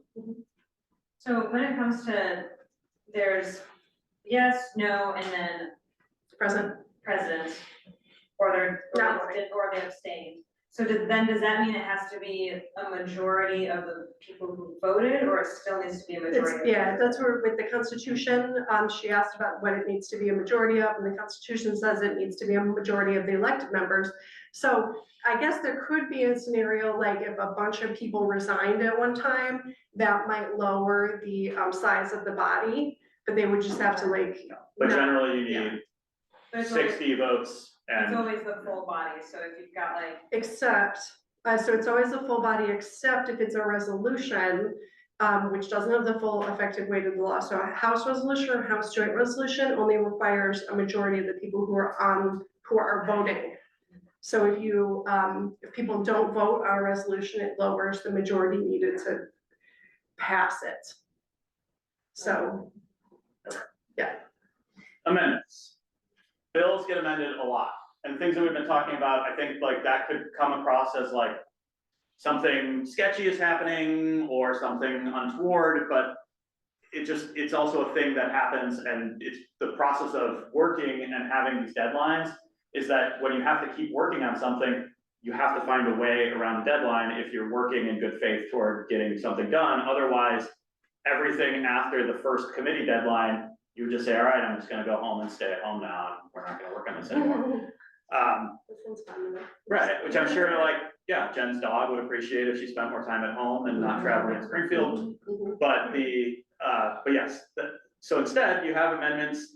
Typically, the amendment is filed by a sponsor, but you could have other people file amendments on a bill. It could be hostile amendments. That's always fun. Yes, and in those cases, you have to, I think, have a vote to have those hostile amendments removed or not considered. Bills can only be amended in committee or on the floor, and there has to be a vote to have that bill, that amendment added to a bill. Committee amendments versus floor amendments. If a bill has not been heard yet in committee, you can amend it, and then you hear the bill and the amendment both at the same time, that first time in committee. If a bill has already passed through committee, it's called a floor amendment, and it doesn't necessarily mean that you are voting on it on the floor of the House or Senate. It means it was just amended when the bill was already on the floor, and so then it goes back to committee. There's also, as we briefly discussed before, hold on second.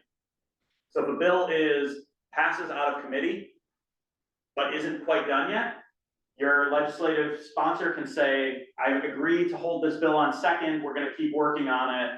I expect to have an amendment before this committee, yada, yada, yada. But those commitments are just they're not official, but it's, I think, a matter of respect and decency that you wouldn't try to push a bill that you said you were gonna hold.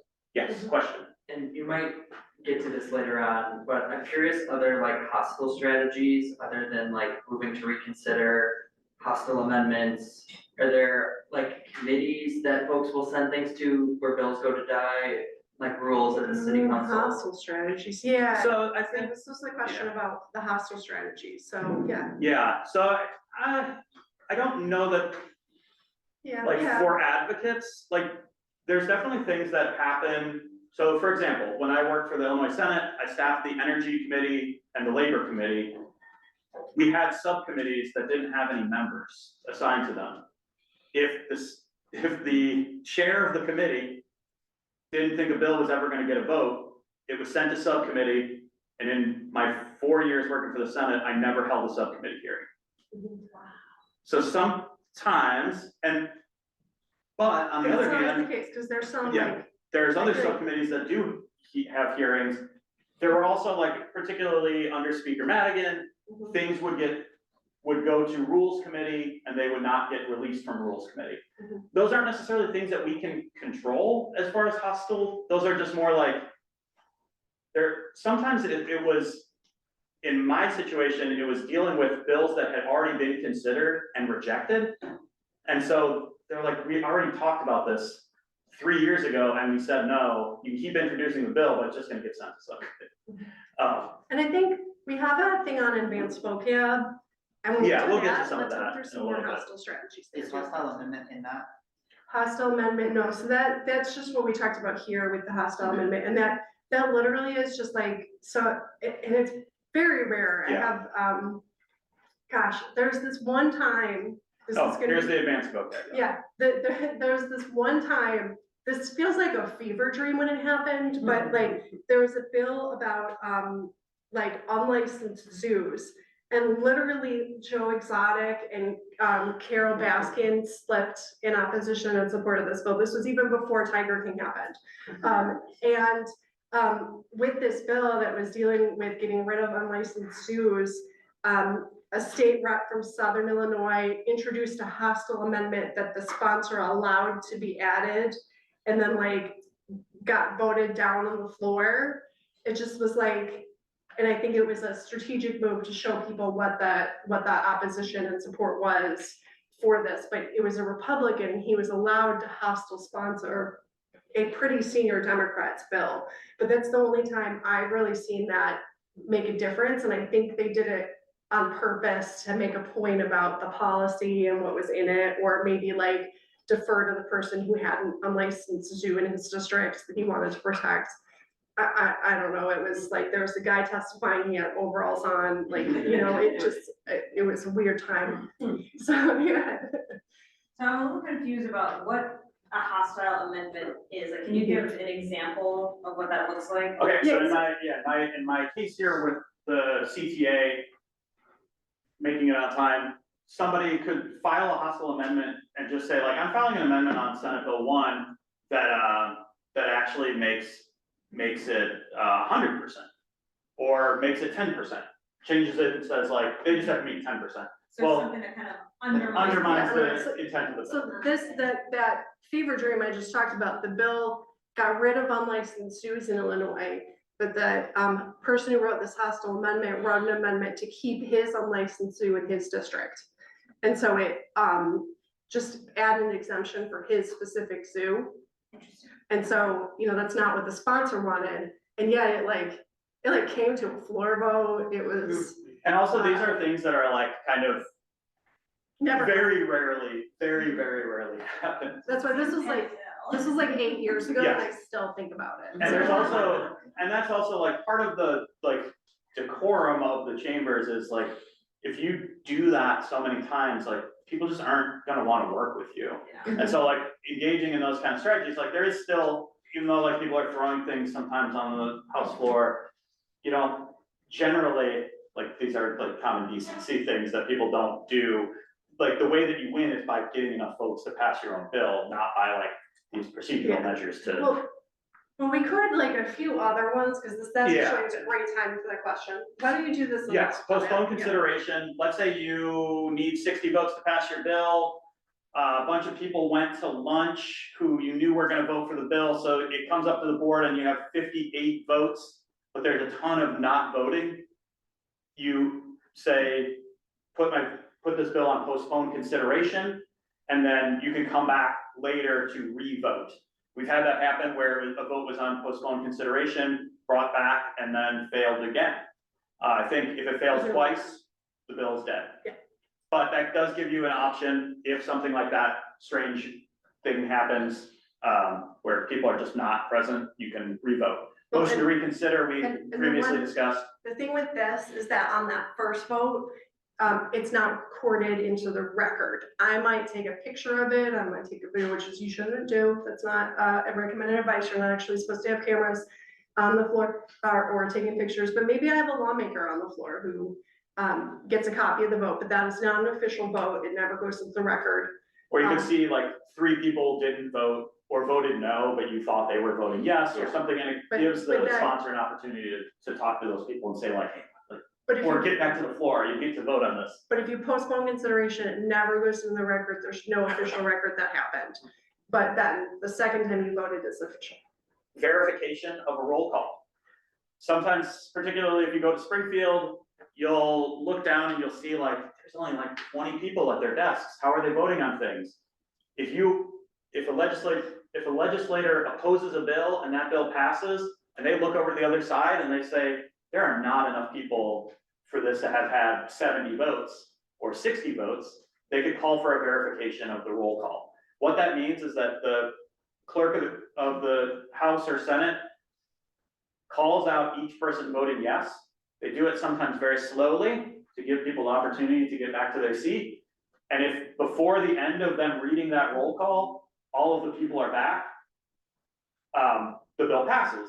If they're not, I've seen verifications succeed where 2 people didn't show up, so the bill only recorded 58 votes, then you might need to put it back on postponed consideration, make sure those 2 people are back in their seats for the vote.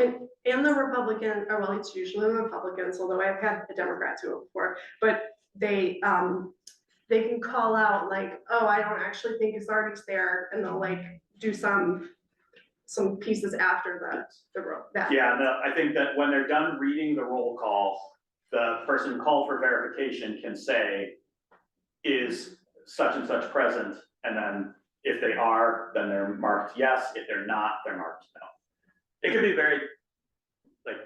very strange thing to see, because it is calling roll is very slow.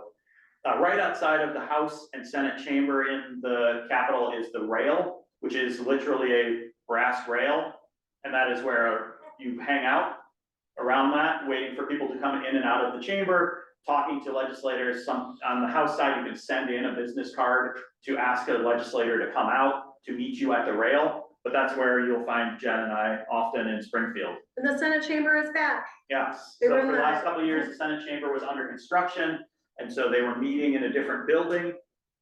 Now they're back in the Capitol, so the rail still remains in the middle in between those 2 chambers. Another sort of hostile way to delay a bill is filing a fiscal note. And that would be, let's say there's a bill that you believe is gonna cost the state $1 billion. You can file a fiscal note so that the agency who's going to oversee that bill has to run the numbers and say, this will cost the state X dollars.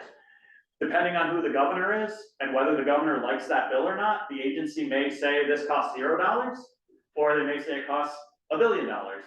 And so we've had that done on our wetlands bill last year. Someone filed a fiscal note that said it would cost $3 million. That's done as a kind of, often done by opponents to like either say what the cost of something is gonna be, or if it's very late in session, they can use that to delay, because then the agency can take their time getting that And information. during the Rauner administration, he would just not file a fiscal note at all, so they would just delay and delay and delay. And you would have to get rid of the fiscal note, so there would be a vote to get rid of it, but you have to have the fiscal note filed or you can't move forward with the bill at all. So you have to like eject them where it has to be filed. So during the Rauner administration, the agencies just wouldn't file any notes whatsoever. And then they would just need to get rid of them and then move forward, but it would delay the bill. So that's a specific strategy when the governor is of a different party than the Yeah, majority. or if the governor doesn't like the bill, I mean, like, most of the time, you know, this governor, these agencies wouldn't do that, but, yeah. Okay, It's and a then different part can of the it. fiscal note be filed at any point in the process? No, so it has to be on second or is it third? Yeah, I think it's when I think it's if the bill's passed committee. Yeah, when but it's I on. think that if you're on third, you can't. I think our file wetlands the bill is fiscal- never on 3rd reading, so So it it's on second. was on Yeah, 2nd. so I think if you are on third, you can't file the fiscal, but if you're on second, you can. I know there's something like that. And there's a lot of notes you can file. And so if Yeah. you're really messing with it, it's like a balanced budget note, a fiscal impact note. We've always wanted to. It's look been at like environmental pension notes, notes. like will this Yeah. have an impact on pension? And sometimes they just file all of them, even if it's like a wetlands bill, but it's not gonna have an impact on pensions. Omnibus just means a bill that is pretty like substantial, something like an energy omnibus bill. The Climate and Equitable Jobs Act was the energy omnibus bill, just includes a lot of things. Sometimes they do like telecom omnibus bill, those kind of issues. Century Club, a bill that gets 100 no votes. couple years ago, there was the first one that I have seen of a House bill that got 100 no votes, was a bill that I think made it legal to drive, or illegal to drive with your dog or animal not in a cage, something like that, I can't remember. You can't have your exactly. dog in your lap. Yeah, you can't have your dog in your lap. And that bill, I think, may have gotten like one yes vote. Generally, a sponsor would not bring that bill. Maybe it was just to show, like, prove a point to the people who are telling you, run this bill. You could say, like, we're going to lose. But yeah, that bill got over 100 no votes. The BIMP is the Budget Implementation Plan, and that's a portion of the budget. It's a separate bill that generally passes the same day as the budget. And that kind of tells the agency how to spend money, tells different agencies how to spend money. GOMBI, G-O-M-B, or GOMBI, not GOMBI, different thing. The Governor's Office of Management and Budget, and they do reports on the state of the budget and kind of the fiscal status of the state. We talked about hostile sponsor, or we talked about hostile amendments. There's also something called a hostile sponsor. Hostile pre-file. Yeah, and a Hostile pre-file. sponsor, yeah. So, hostile sponsor, let's say you pass, you introduce a bill. One of the first things you want to do is talk to somebody in the other chamber. So if you introduce a bill in the Senate, you want to talk to somebody in the House to pre-file for that bill. And that means that they will be the sponsor should that bill come over from the Senate. As soon as the bill comes over, they will now be the sponsor of the bill in that chamber. If you don't do that, and your bill is contentious, an opponent could say, hey, to their friend who will oppose the bill, pre-file for this bill so that when it comes over, they can kind of delay the process. And then it takes some finagling to get them to It's drop not the as, bill. it's not as permanent as it used to be. It used to be really hard to discharge a hostile sponsor, but if you hostile sponsored a bill, you have to like kind of at least prove you're working on it a little bit. So if it looks like you're delaying it or like being totally hostile to it, you could get discharged. You could write a letter and have that person taken off. But I have also, there was one year during the Rauner administration that there was this really bad air permit bill. And I had Elaine Neckritz, who used to be a state rep, pick it up, and she's one of our friends.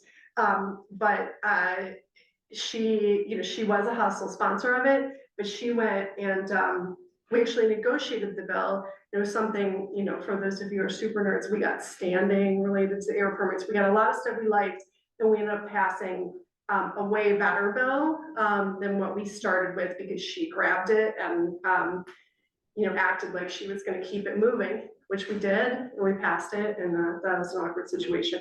But I said, did Jen have a? Oh, we're gonna move on.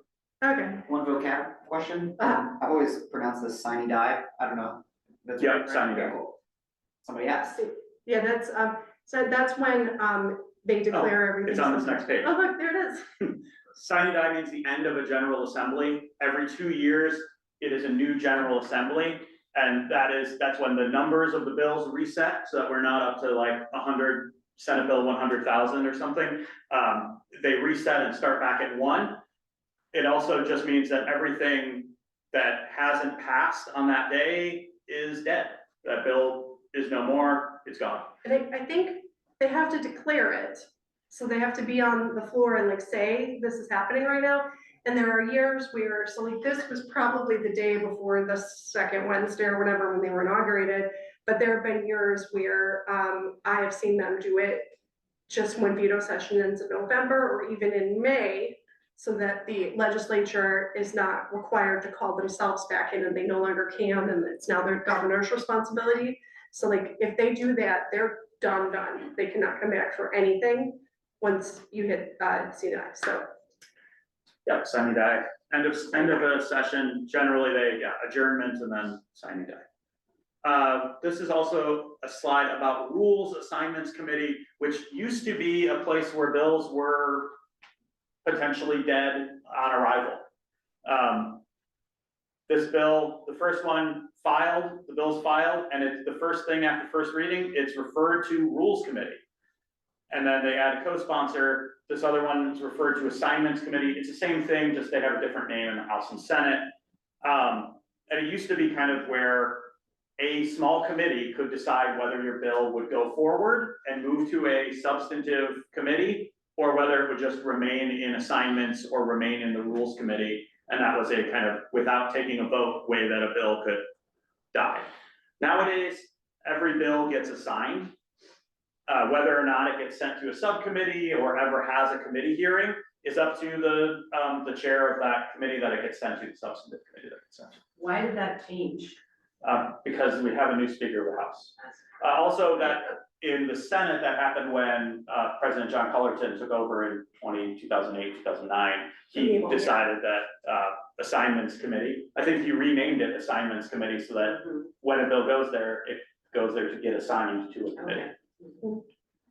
But again, as I said, that doesn't mean that a bill actually gets a committee hearing if it's been heard and untouched. And I mean, like, it's way different than it was 15 years ago when you may still hear it, but like, if you ask for a bill to be in a committee, it'll get assigned to a committee. Like, there's very few times when, if a bill just is in rules or assignments and it doesn't go anywhere else, that's usually because the sponsor forgot to ask. I very rarely see it be a punishment to somebody. It's because you didn't ask for it to go. Question?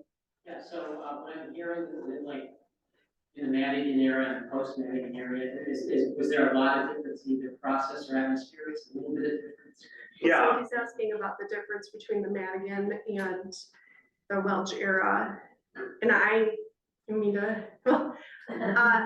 think this is very political, but I think the House and Senate have switched.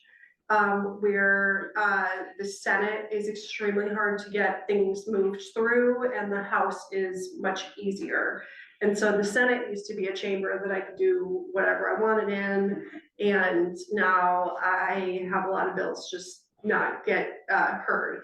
And so there's lots of ways that the political dynamics have just shifted chambers. But I would not compare President Herman to Michael Madigan at all. I think there are reasons and thoughtfulness and like legal issues that they look at and they want to take their time. But there's also times where like, hey, just move it, come on. But I think the chambers in terms of that sort of stickiness have switched. And particularly on the like transparency question and things getting assigned to committees, things don't just like hang out in assignments committee like they used to. That was a thing that would happen where a bill just never got assigned.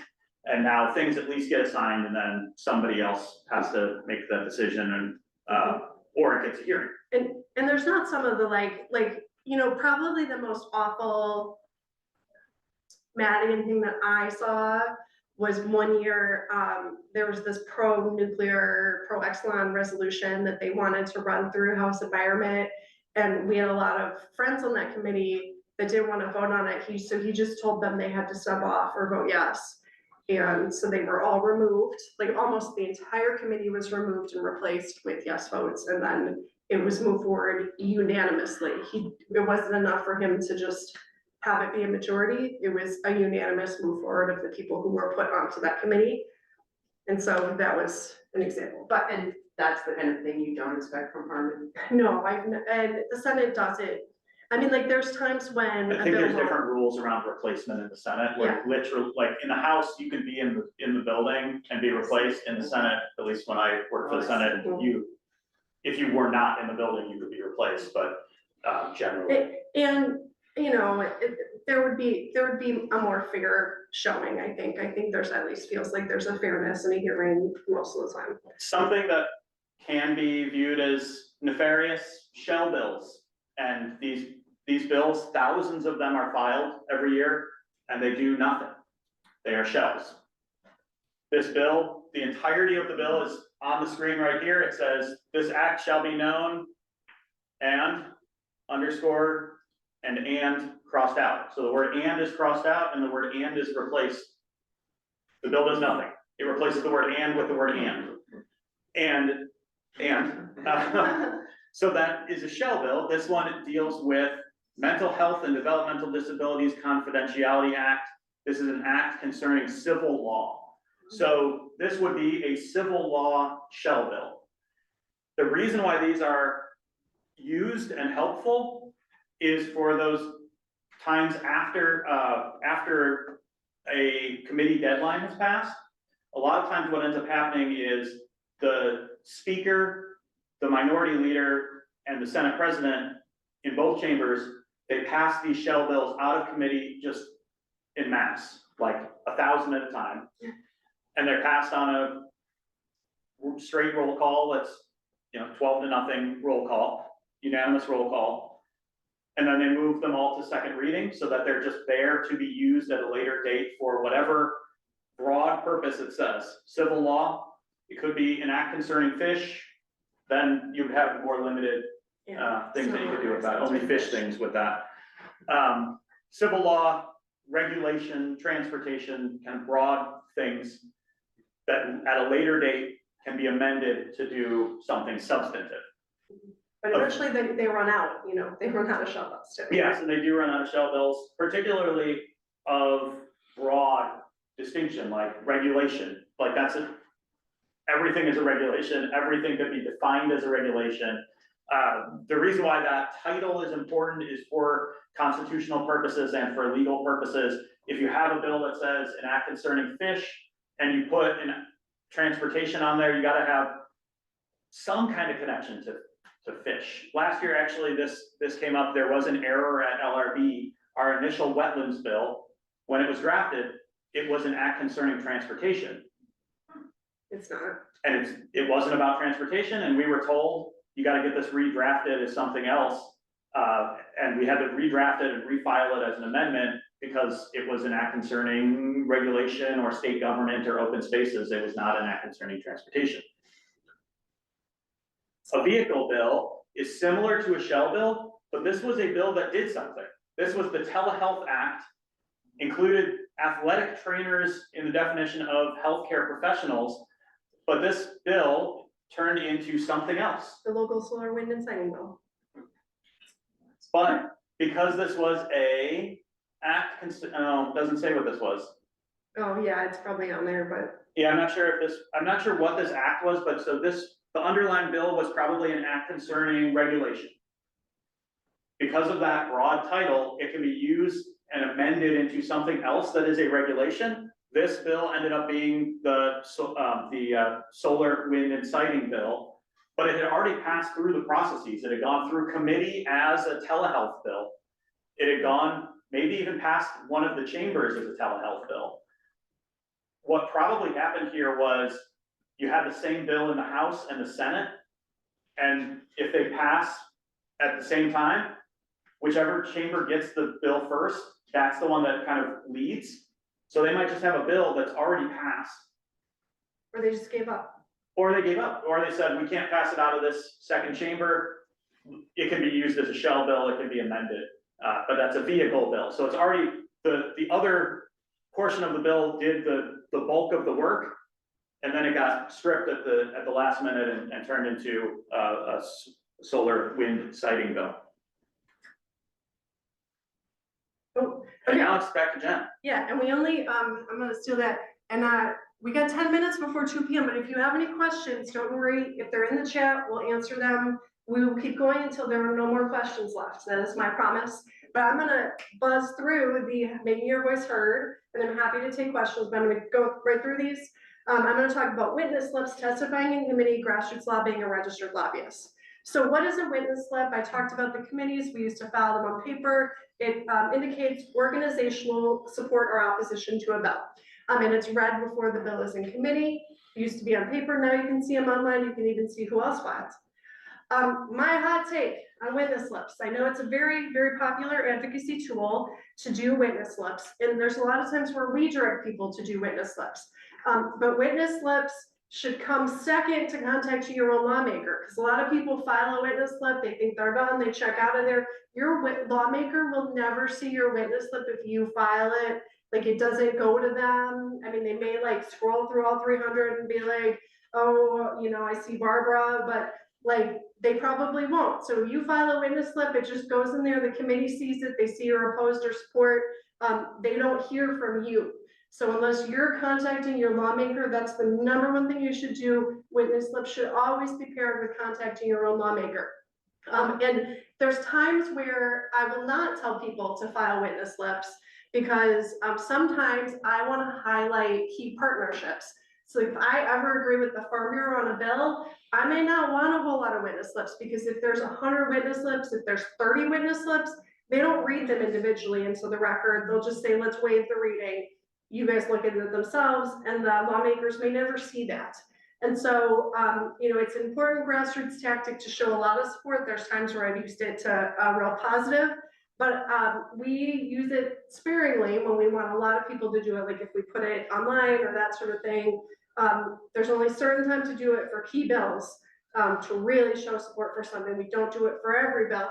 And if you're doing it, make sure you're also contacting your lawmaker.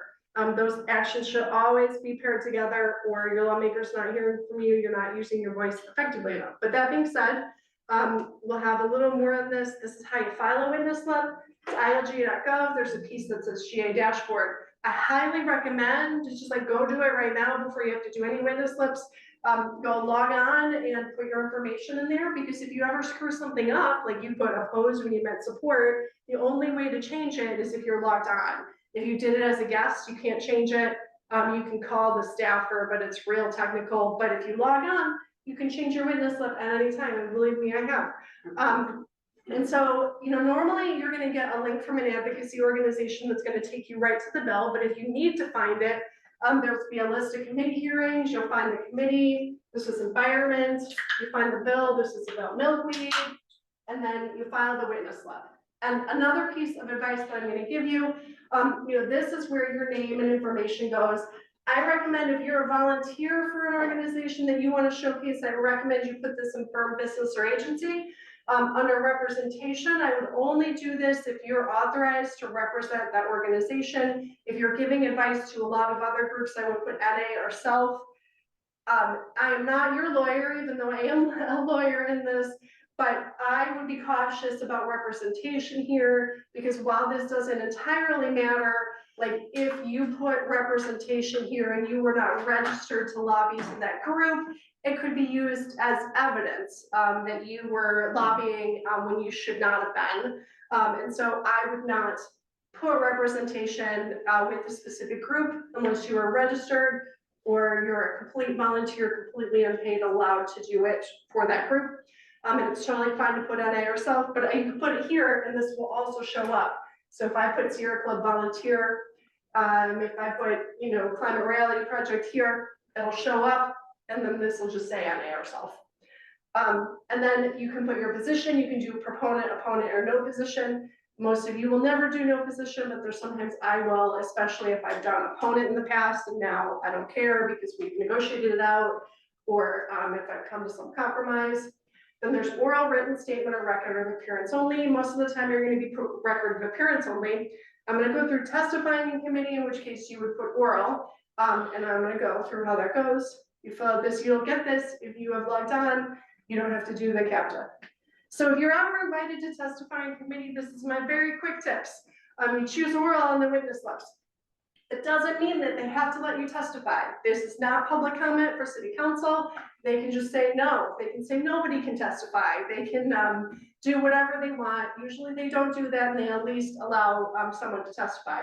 So I recommend discussing your desire to testify with the chair or sponsor. If you can call their legislative assistant or legislative clerk, discuss the desire to testify, and that'll help you get up there. Talk to other opponents or proponents to narrow it down to a panel or one person. I recommend, this is just in general, if you were ever offered to give public comment, I recommend you do a 1, 3, and 5 minute version of any public comment you ever do. The 1 minute version, you put all your points in there. 3 minute, you expound more. 5 minutes, you tell a personal story. And so that ensures if you are ever cut off, you've made all the points that you want to make, and then you're just elaborating, because there's, at any point, the lawmaker might not even tell you how much time they have. They might just be like, wrap it up, and you just got to finish. So keep your testimony short but pointed. For me, by the time I get up there, if I have to give substantive testimony, it means I haven't talked to enough of the committee members. and like, there's probably a problem, but, you know, there may be times when you're asked to testify as a scientific or other expert, or tell an anecdote, but just keep it short, and you won't be cut off. And then a point that I want to make, which is in-person contact to lawmakers, is extremely important. The more in-person visit, the more in-person personalized work that you do, the better. This is from a study on congressional staffers, but it also applies to the legislature. I don't know what form faxes do anymore, but social media can make a difference if they know you're a constituent and they're in your district, but knowing that you're a constituent in their district, personalized messages, personalized stories, them seeing you really makes an impact. That's why we do so many lobby days or in-person visits. It's kind of disappointing. This must not be me and Jen. So, but what is a lobbyist? You know, there's a lobbyist. It's David, he's in front of the Capitol. So lobbying is advocacy, lobbyists lobby lobbyists, relationships matter. There's different types. We're considered do-gooder lobbyists, at least that's what we call ourselves. I don't know if the industry calls me that. There's business-driven lobbyists that represent Walmart or, I just want to say Walmart or Kmart, I don't know. Business-driven, and then contract or hired guns that will take whoever is given to them. Often our groups will even take contract lobbyists. And I would say often it's a good idea to get a contract lobbyist if you're doing it for the first time, because much like getting a lawyer, a lobbyist can be a guide to a very confusing system. I say this, I know I'm at 2 p.m., so I'm gonna go through, if you're with a nonprofit organization, you can lobby, even if you are a 501c3, and talk to your attorneys. I'm not giving you your legal advice here, but this is what you would talk to your attorneys about. Also, just older advocacy is a source I suggest for this, Alliance for Justice. There's an insubstantial part test. So if you're doing less than 5% of your organization's activities, time, money, etc. on lobbying, you don't have to do anything. If you're doing more than 5%, you can only do up to 20% overall lobbying. That's cut off. If you do more than that, you have to start paying taxes on that, or you go into a C4. Only 25% of the total lobbying can be grassroots. And there's specific IRS definitions. Direct lobbying is any communication with legislator that expresses a specific view about legislation. And this is a 3-part test under the IRS, all those pieces that need to be there. And with grassroots lobbying, it's a communication with the general public that expresses a view about a specific issue and includes a call to action. And I'm gonna go through, those are 3-part tests that have to happen. But at the state of Illinois, and I don't know, I think if anybody ever went to court about this, this would be a constitutional challenge, because influencing is what causes you to have to register under the state. And influencing is basically breathing to a lawmaker at some point. I mean, you don't have to be that careful, but influencing is literally any action that is used to promote goodwill with officials. So, you know, I'm just hanging out in part of, you know, so nobody's ever been caught over that, but I think there is a problem there. Influencing is what causes you to have to register. So this is federal lobbying, and this is what happens if you go over it as a nonprofit. If you go over 20%, you have to pay taxes or get a C4. We have a C4, you'll be seen as a C4. I provide some tips here, we'll share these. This is ways to build relationships that are not lobbying that you can do before. These might be influencing, but they're not lobbying. But I recommend building relationships with elected officials before. There's a lot of non-lobbying things, like adding them to email newsletters, attending events. I have some more pieces about communications that are not lobbying, so that if they don't meet that 3-part test, so if you don't mention a specific piece of legislation, like if I put out an op-ed and I say bobcat hunting is really bad and everybody should vote against it, but I never have a bill number, that's actually doesn't meet the lobbying definition under the IRS. Or if I communicate to the general public about a specific piece of legislation and I don't say why, and I'm just like, hey, this HB 420 does X, Y, and Z, and I propose it in very negative terms, but I never say don't vote for it, also not lobbying. So, you know, there's some pieces there. I recommend looking at resources online. And the last piece here, should you register as a lobbyist, If your organization is spending more than $500 on you to lobby, either in expenditures that you're giving people or your time or your hotel, you're gonna need to register as a lobbyist. If you're talking to lawmakers, and it's expensive, $300 per organization, $300 per individual. But if you're coming on a specific lobby day, there's a specific exemption for grassroots lobby days, so that doesn't matter. And then there's, if you're, receive no compensation up to $500, there's also an exemption for expert testimony, but some of that has been eroded with the new consultant, registration. But like if you're just providing expert testimony as a scientist, that also is a specific exemption. So, yeah, more advice there, but 203, and we're happy to take, I know we were supposed to go to 2, but this is a lot of stuff, and we're happy to answer any questions. If you put anything in the chat and you have to go, we're gonna keep taking questions until we're done. So do we wanna, let's do online and then we'll go in and we'll go back and forth. So Tucker, what is an online question Yeah, that we can answer? let's batch a couple together. Let's get a little more into that, with building relationships with legislators stuff, and really, a couple people also really wanted to know, how do you get that meeting with your legislator? And maybe you want to talk about lobbying. Yeah, how to get a meeting with your lawmaker. Well, so I think it depends on who your lawmaker is. Because, you know, when we look at lawmakers, there's a number of lawmakers who will meet with whoever, and they're excited to meet with people. There are lawmakers that I could bring 20 people from their district and it won't matter, they won't meet with them.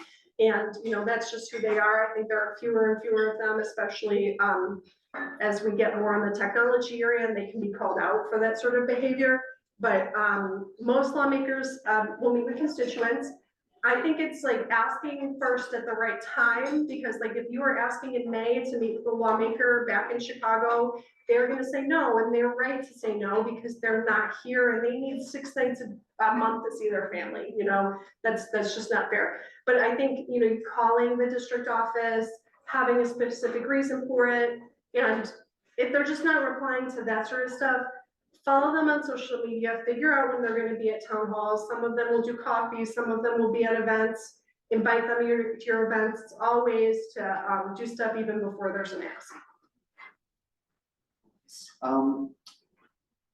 Okay, this is a really good one. So say somebody has like a great idea for a bill. Should they approach groups like IEC and the LPC, or should they talk first to their elected officials?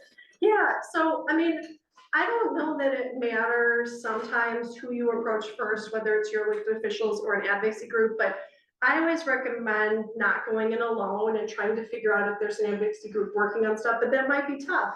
And if it's easier to get a meeting with your elected officials, like the odds that elected official is like, let me call up David or John, are very high. I mean, some will do it without calling me, and then it's a mess and I have to deal with it, but I'm fine, you know. But most of the time, the lawmaker will be like, you should talk to this group that's working on it, because going at it alone is really hard.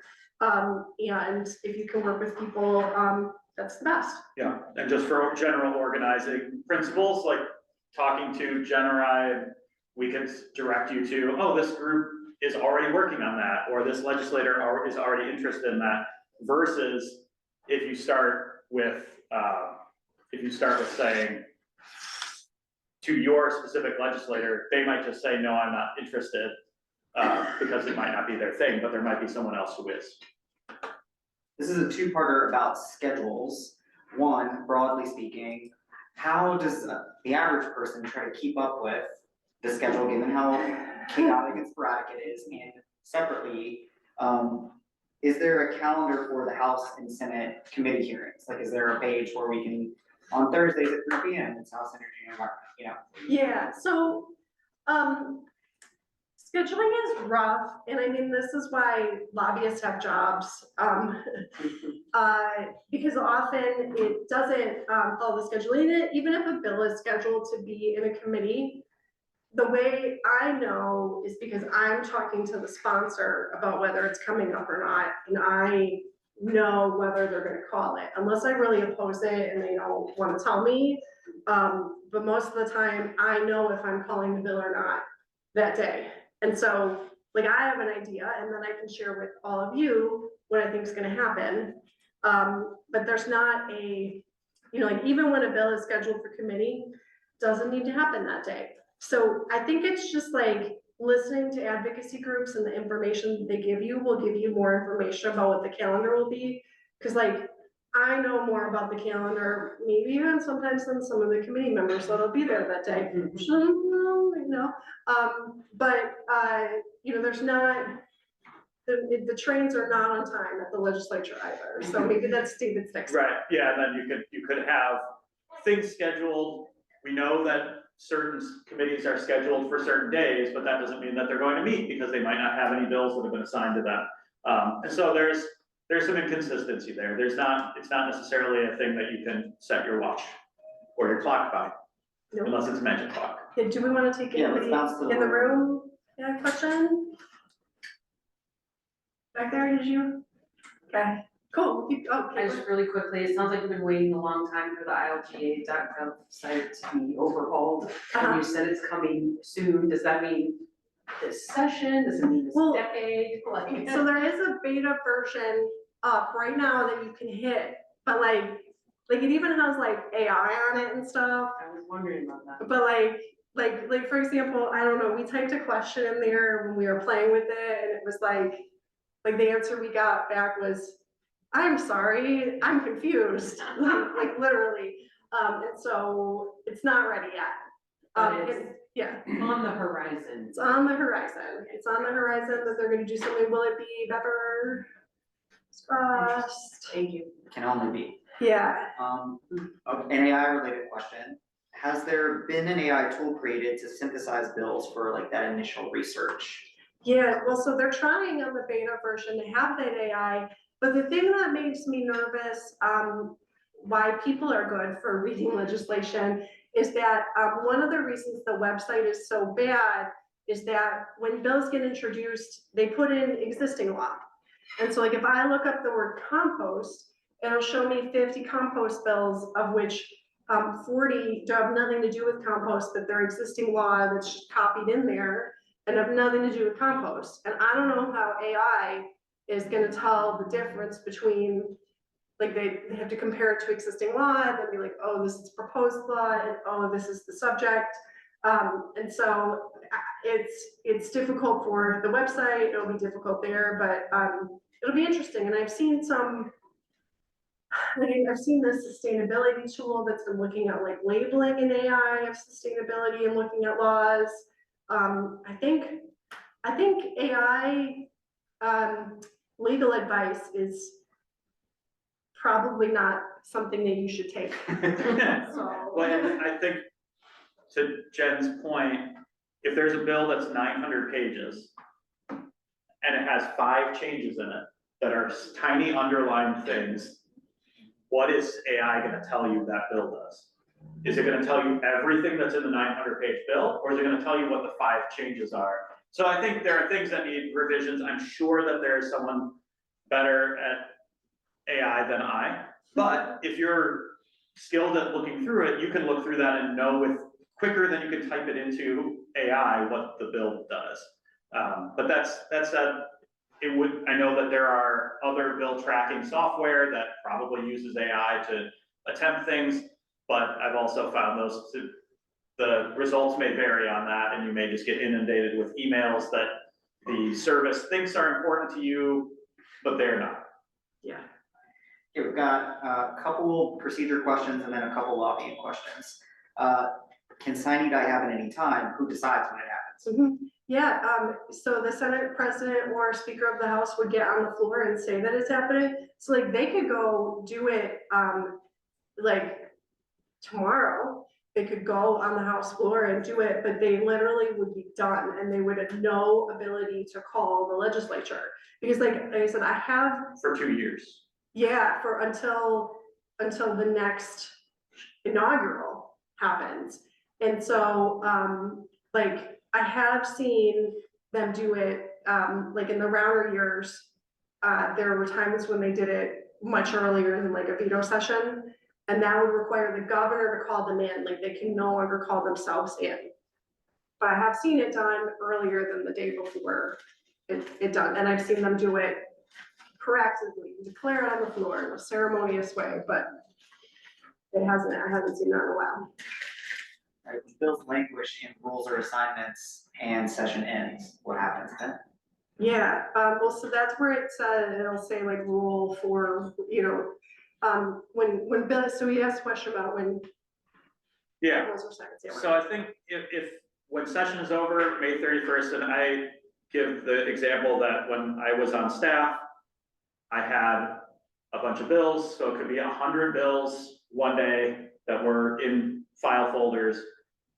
And once the committee deadline hit, if those bills had not passed, I put them in my closet and I did not think about them again until somebody asked me a question and I'd say, I don't know if that's in the closet, it's like, it's gone. On May 31st, if those bills didn't get the support and it's at a session, like generally, the bill's dead.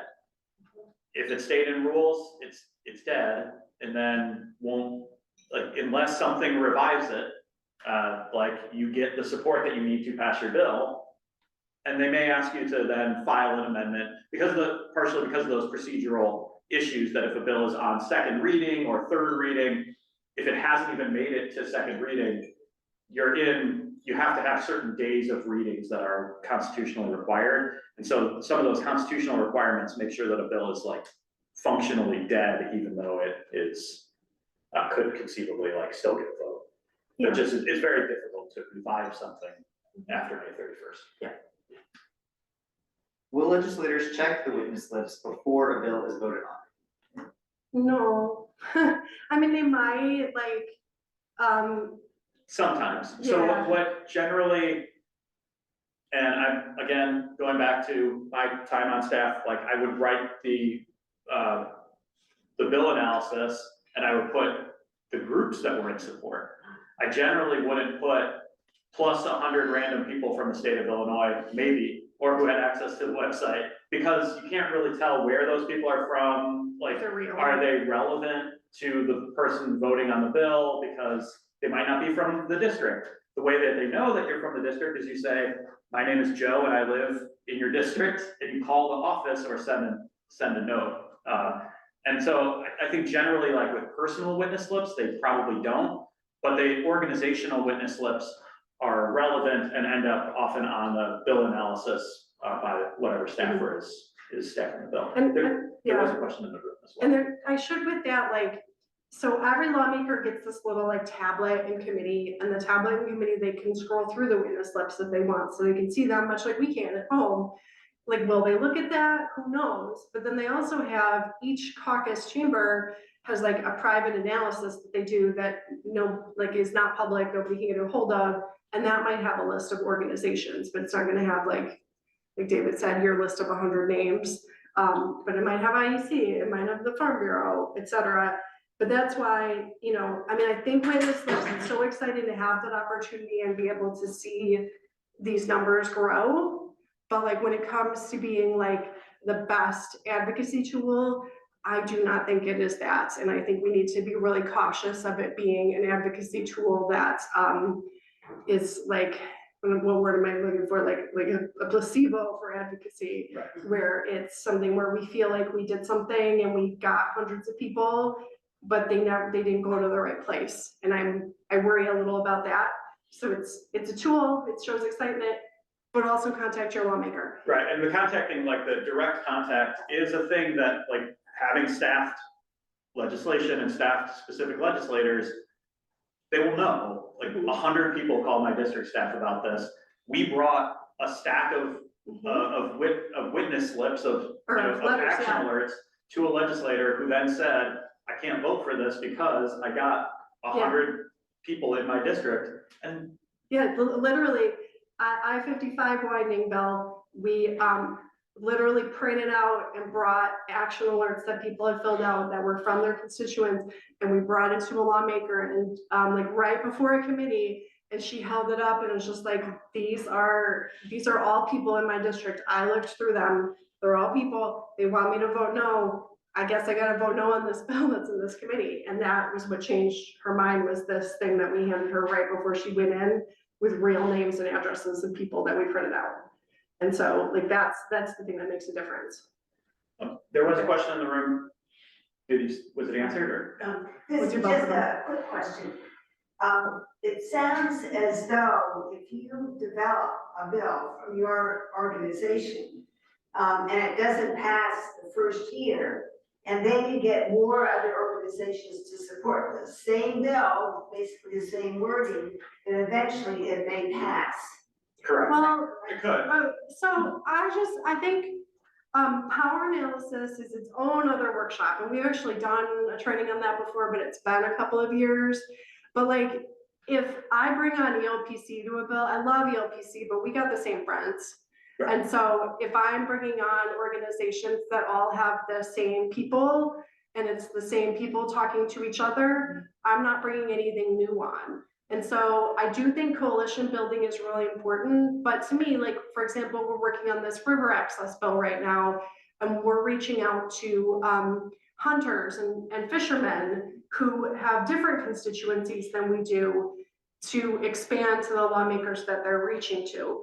And so, you know, definitely building a coalition is good, but just because I bring more people on doesn't mean I bring more votes. So I want to look for groups that speak to different lawmakers that maybe are in different areas of the state. I might look for particular districts where I want to bring people on. So not every part, and you know, like, I love my partners, but I should spend more time finding partners in areas where I know I need the votes. So, yeah. Question in the back? Thank you for this Q&A session. Yeah. Around this individual.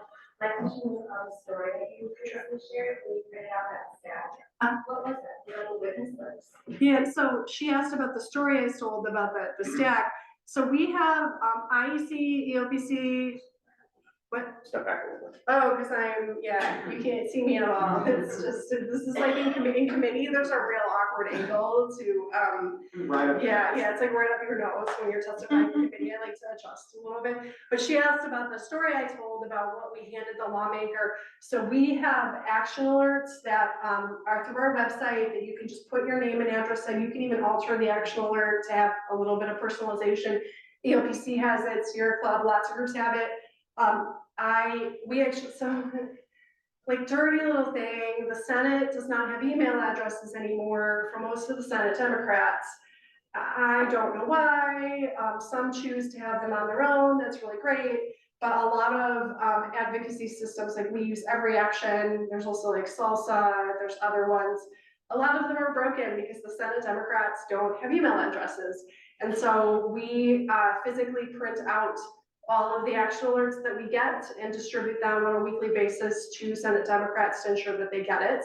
And so in that round, actually that was an action alert that we did like that day as well. And so we, right before committee, had our staff print out all the action alerts that were in each district and handed them to each lawmaker that was written to, and we got like 1,000 that day. And so we dropped off 50 to Senator Maddie Hunter of letters from constituents in her district, and she was able to, you know, they were written, but she was able to flip through and be like, oh, these are all people. I know some of these people. There's a lot of addresses I know these are real people, and she moved forward on those. So those were action alerts that people filled out online, and they made a difference that day where she voted no.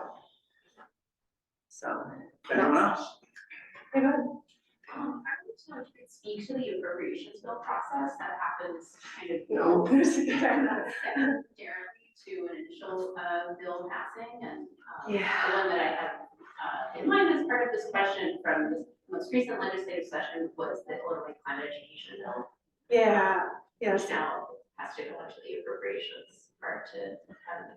Yeah, so she's asking a question about the appropriations process, and at IEC, we have a couple of things that we do extra appropriations lobbying on that. I even hire a contract lobbyist because it is not easy. Appropriations bills, if you're looking online, they're bills that have a $ before the subject matter, and those actually don't have deadlines because they will never pass as is. They will be incorporated into a budget or into the budget implementation bill.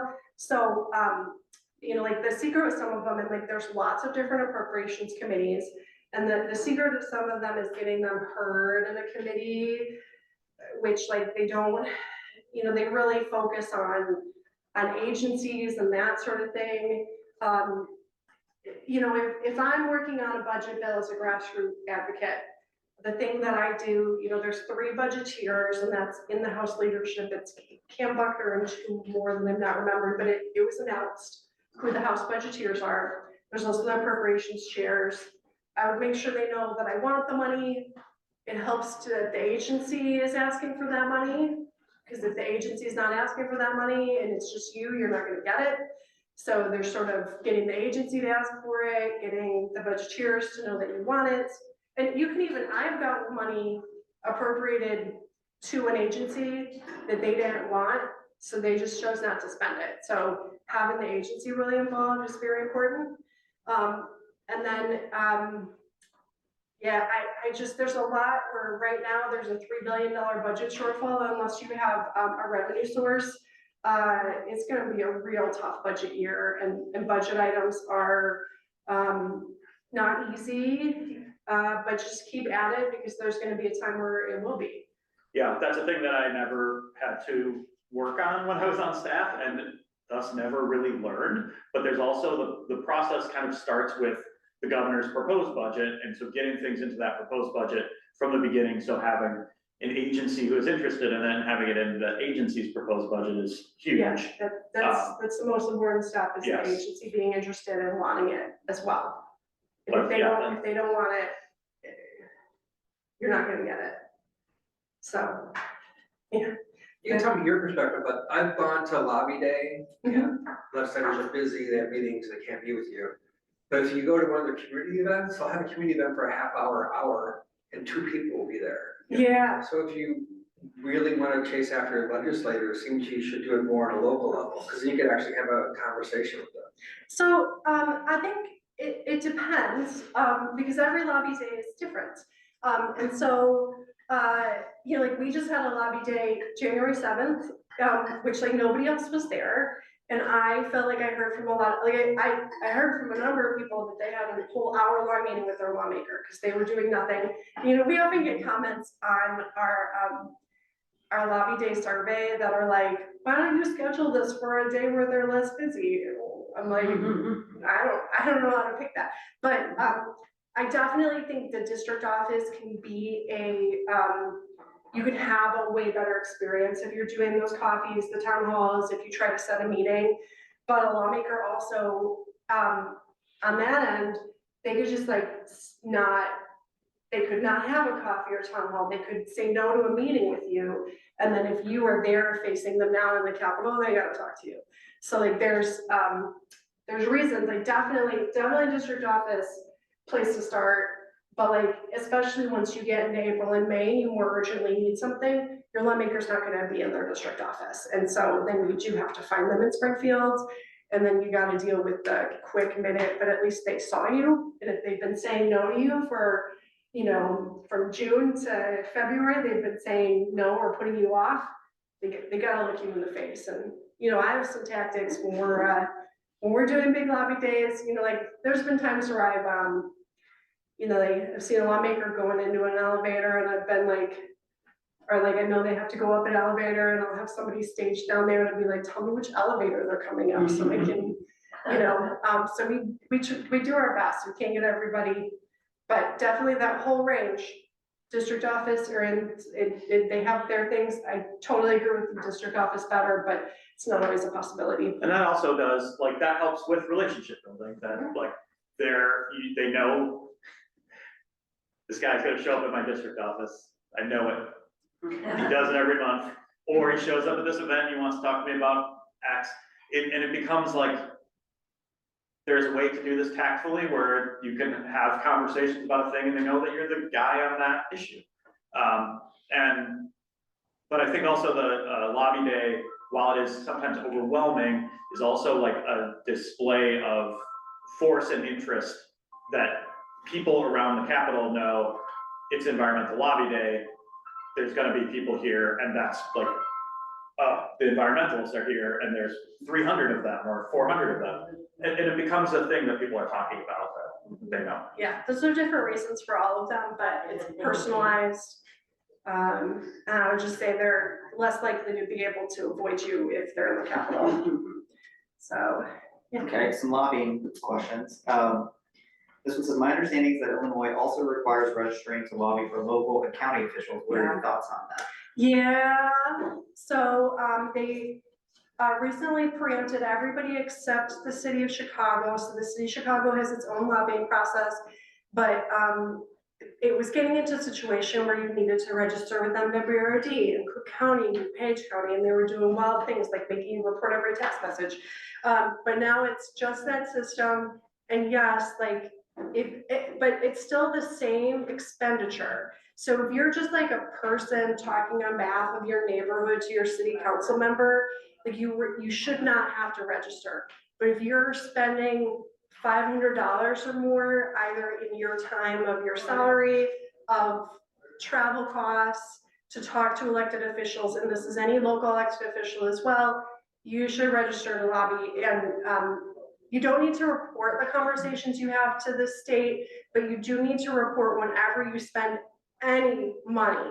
I mean, like, they haven't like caught people for like, I gave you a folder, but like if you give somebody a folder that you bought for $10 because it's got gold leaf, like technically you're supposed to report any expenditure that you make to an elected official. Again, I am not your lawyer. Talk to the Secretary of State if you have questions about that. But anytime you give a lawmaker something of value, you're supposed to report it, and that can include local elected officials, so city and county. I don't think it changes like a whole ton unless you only talk to city or county people. But if you're a volunteer, you're making no money off of it, and you're talking to a lot of city or county people, you don't need to register. It's about compensation and expenditures is when you would hit that threshold. And again, I'm not your lawyer. Please consult an attorney if you have any questions. I'm piggybacking on her question. And when you draft a bill, it looks as if there's no place in your description of your bill to talk about how much it might cost to implement that bill. So, which I find very interesting.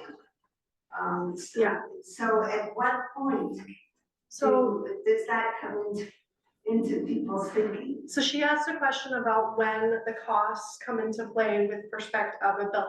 So, so actual budget and budget implementation pieces have to happen through budgets. Like, I guess you could just do one piece on its own, but like you don't. And it's different, like energy bills, we do a lot of things through ComEd. So that never hits the state budget. The money's through ComEd or Ameren, or the Illinois Power Agency, like it never hits the state, and so it doesn't need to go through the state budget. But like the process is that like if I write a bill and I get a funding source with it, I can put that funding source in that bill, but then the budget needs to make sure that there's a line item for it and that the implementation of collecting that money exists through the budgeting process. So that would need to happen anyway, even if I passed that bill. So that's why a lot of bills say subject to appropriation. And even if it does cost money and I decide not to do it as a state agency, that's where that auditor general would come in and say, hey, you're not doing the climate education pieces you said you were gonna do. And so, yeah. Yeah, and generally, as you said, like you can pass a bill that has a big cost to it, there has to be an appropriation for someone to implement that bill. So you do, even if you did something that costs money, it would need to go to the budget as well. So I remember there are 3 categories of sponsors for a bill. There's the chief sponsor, chief co-sponsors, and sponsors. Or co-sponsors, yeah. Okay. Yeah, I'll work on learning the exact terminology. So my question is, what is a reasonable expectation of each type of sponsor in terms of it expecting them to help you get the bill? Yeah. In general, your chief sponsor is gonna do the work. Yeah. your chief co-sponsors, they might help, but also they have 100 bills that are their own bill, or, you know, a number of bills that are their own initiatives. So I think partially it is a building a show of force that shows, look, I have 30 co-sponsors on this bill, let me call the bill in the Senate, or. If you sponsor, well, so in the term sponsor can generally mean all of them, and that's why it's good to be like chief sponsor, chief co-sponsor, right? But sponsor can mean anybody, sometimes it's used interchangeably. If you sponsor a bill, you don't even have to vote for your own bill. Oh, really? So like, it is a way that we sometimes use as a placeholder for like, I'm gonna vote yes on this bill, but like, that person doesn't have to tell leadership they're gonna vote yes on it, and they don't actually have to vote yes on the bill when it hits the floor. I know of a really important bill that just happened over lame duck where somebody sponsored it and then just took a walk, you know? And so you can vote no on a bill you sponsored if you feel like it. You're not totally committing yourself to it.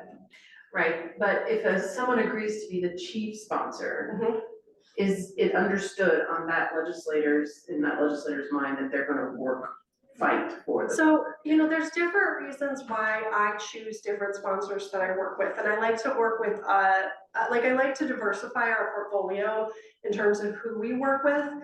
But like, I know as a lobbyist, and maybe I shouldn't say this out loud, but I know when I'm going in, I know which lawmakers. Some lawmakers like it when I give them a neatly packaged bow to move forward where they don't have to do any work whatsoever, and I can give them the talking points, I can give them all of it, and they have this neatly packaged thing that they can take through and do a press release with that. Some lawmakers like that.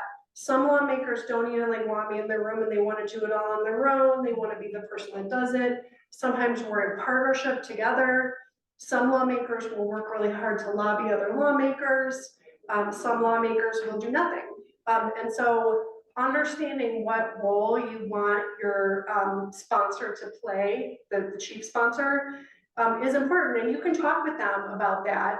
Like what do they expect to do with this particular bill, and see what they say is important to them. But you know, like I generally know from reputation who the people are who are workers, or you know, like sometimes I want to do all the work and you know, like get it to the finish line so that they can move it forward. So it really depends on the person, and it's very personal, and you can choose what you want to do. It might be chosen on the area you want to be in, but you know, just like life, some people work harder than others. Some people are very powerful because they're in leadership, so maybe they're not going to work on it, but because their name's on it, it's going to go further. So there's a lot of different pieces, a lot of different strategies. It's politics. When you describe the type of legislator who prefers it, would you just kind of bring everything in a nice package and they can just have a press release? That's also the kind of lawmaker that probably isn't gonna put much effort into trying to get any of his or her colleagues to sign it too. Yeah, so then I would have to do that one too. Or there may be times when I'm working with a brand new lawmaker, I might want to give them that neatly packaged bow so they can have the experience of having gone through it. And you're granting them, if you have something that doesn't have opposition, they know, like, they just gave me an easy one and an easy win in a press release and a thing that I can say, these are my environmental bona fides, and and then they say, I liked working with Jen Wall, and she brought me that one, that was my first bill, or my goal is for them to have a good experience working with me. I need to be honest, I need to have a great reputation, I need to work hard, I need to listen to them. So like, how am I a great partner to whichever lawmaker wants to work with me is just a little of how I look at it. And you never know, like I had this bill a couple of years ago that requires anytime you install a new water fountain to have a bottle filling station after 2026. And I thought it was gonna be, we're the first state to do it. I thought it was gonna be a little controversial. Like no opponents. I had the plumbers, the American Heart Association, environmental groups, like I had the agencies, like all of us lined up, never had any opposition. I just needed to do one quick like grammatical fix.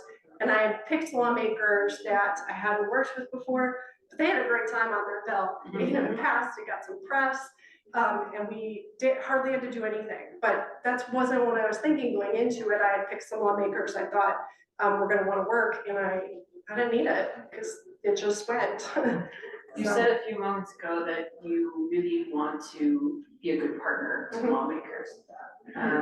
A great seminar or training would be how can grassroots advocates also turn them into good partners for legislators? Because my experience, maybe it's just because I work on an issue that tends to be really controversial.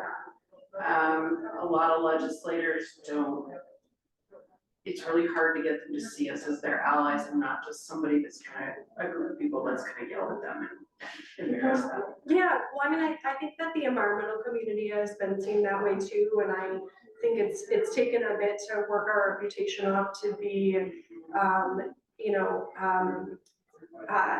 like lawmakers can be timid, and there's a reason environmentalism exists, because lawmakers want to vote on a thing, they want to go back home, they want to win election, and then they're like, okay, cool, that like helped or it didn't hurt me, so I can do it again. And that is the cycle that a lot of votes go through. I saw a question right there. Yeah, so to talk about a lot of legislators are different. Do you have sort of any geographical differences, rural versus urban, in a natural resource area, like say Starbucks, State Farm versus urban area? Yeah. Is there any sort of generalizations, or is everybody different? Yeah, so he's asking a question about demographics and if lawmakers are different in different areas. And I mean, like, it can be based on your voters. I would say like you're more likely to be different based on like how much of a target you are or not, like how much did you win the election by, often groups you together. But you know, there's definitely regional differences, especially in environmental issues, on what people will vote for. And you know, but it's not always the case. Like I think you shouldn't, definitely shouldn't pigeonhole people, because like, you know, like getting to know folks, there's certain areas where they're gonna be super progressive, and there's certain areas where they can't upset at-home constituencies. And there can be people who are in super progressive areas of Chicago that just like, I'm a moderate today, you know. So, but like getting to know that and their flavor, what benefits them, important. And I think that it has shifted in Illinois too, where you used to have like Chicago Democrats, suburban Republicans. Now generally a lot of the suburbs also Democratic, but also like there are shades and shades of blue. Yeah. And some of that is dependent on constituencies, dependent on, you know, particularly on environmental issues. There are times where we agree with labor, and there are times we disagree with labor, and there are some members who are stronger on labor and some who are stronger on environmental issues. So it's there's like those kind of, that's a divide generally. Like there's, I think particularly in the Democratic Party, you have like the many constituencies that they're attempting to placate, and we're one of them. We're gonna do one last one. I know we went way too long, but I really enjoyed this. So, Tucker, you wanna? Yeah, the last one is just trying to get at, you know, that distinction between advocacy and lobbying, and probably more into why 501c3s sometimes think they can't advocate. Yeah, well, lobbying is advocacy. It's just the same thing. I think maybe advocacy is just like whether you get paid for it or not at some point, because advocacy is more likely to be on, you know, the volunteer end. And I think sometimes lobbying is more likely to be on the end of having a disinterested party, like a contract lobbyist. Maybe they don't personally care about the issue they're working on and they're lobbying on it, right? But I think, you know, 501c3s have legal requirements of what they can do, like 20%. But there might be boards that just don't want to do it because there can be repercussions. And so if you're a group that is getting a huge amount of state funding, maybe you don't, and like maybe you do want to lobby, but maybe you don't want to fully lobby, because like who are you going to upset by, you know, lobbying sometimes involves a system of ask, but also accountability. And holding anybody accountable for their actions can make them pissed. And so, you know, like that's part of this cycle where, you know, like if they didn't do what they were supposed to do. So, some nonprofits, it can be a decision of their board that they don't wanna do it, but they're allowed legally to do it. I check out, there's tons of resources online, like the Boulder Advocacy Alliance for Justice is one of my favorites. But lots of resources online to do it. I can offer some advice, but do talk to your attorney. So, cool, Thank you all. I think we exhausted. Thank you so much. Thanks to everybody who stuck with us through all those questions.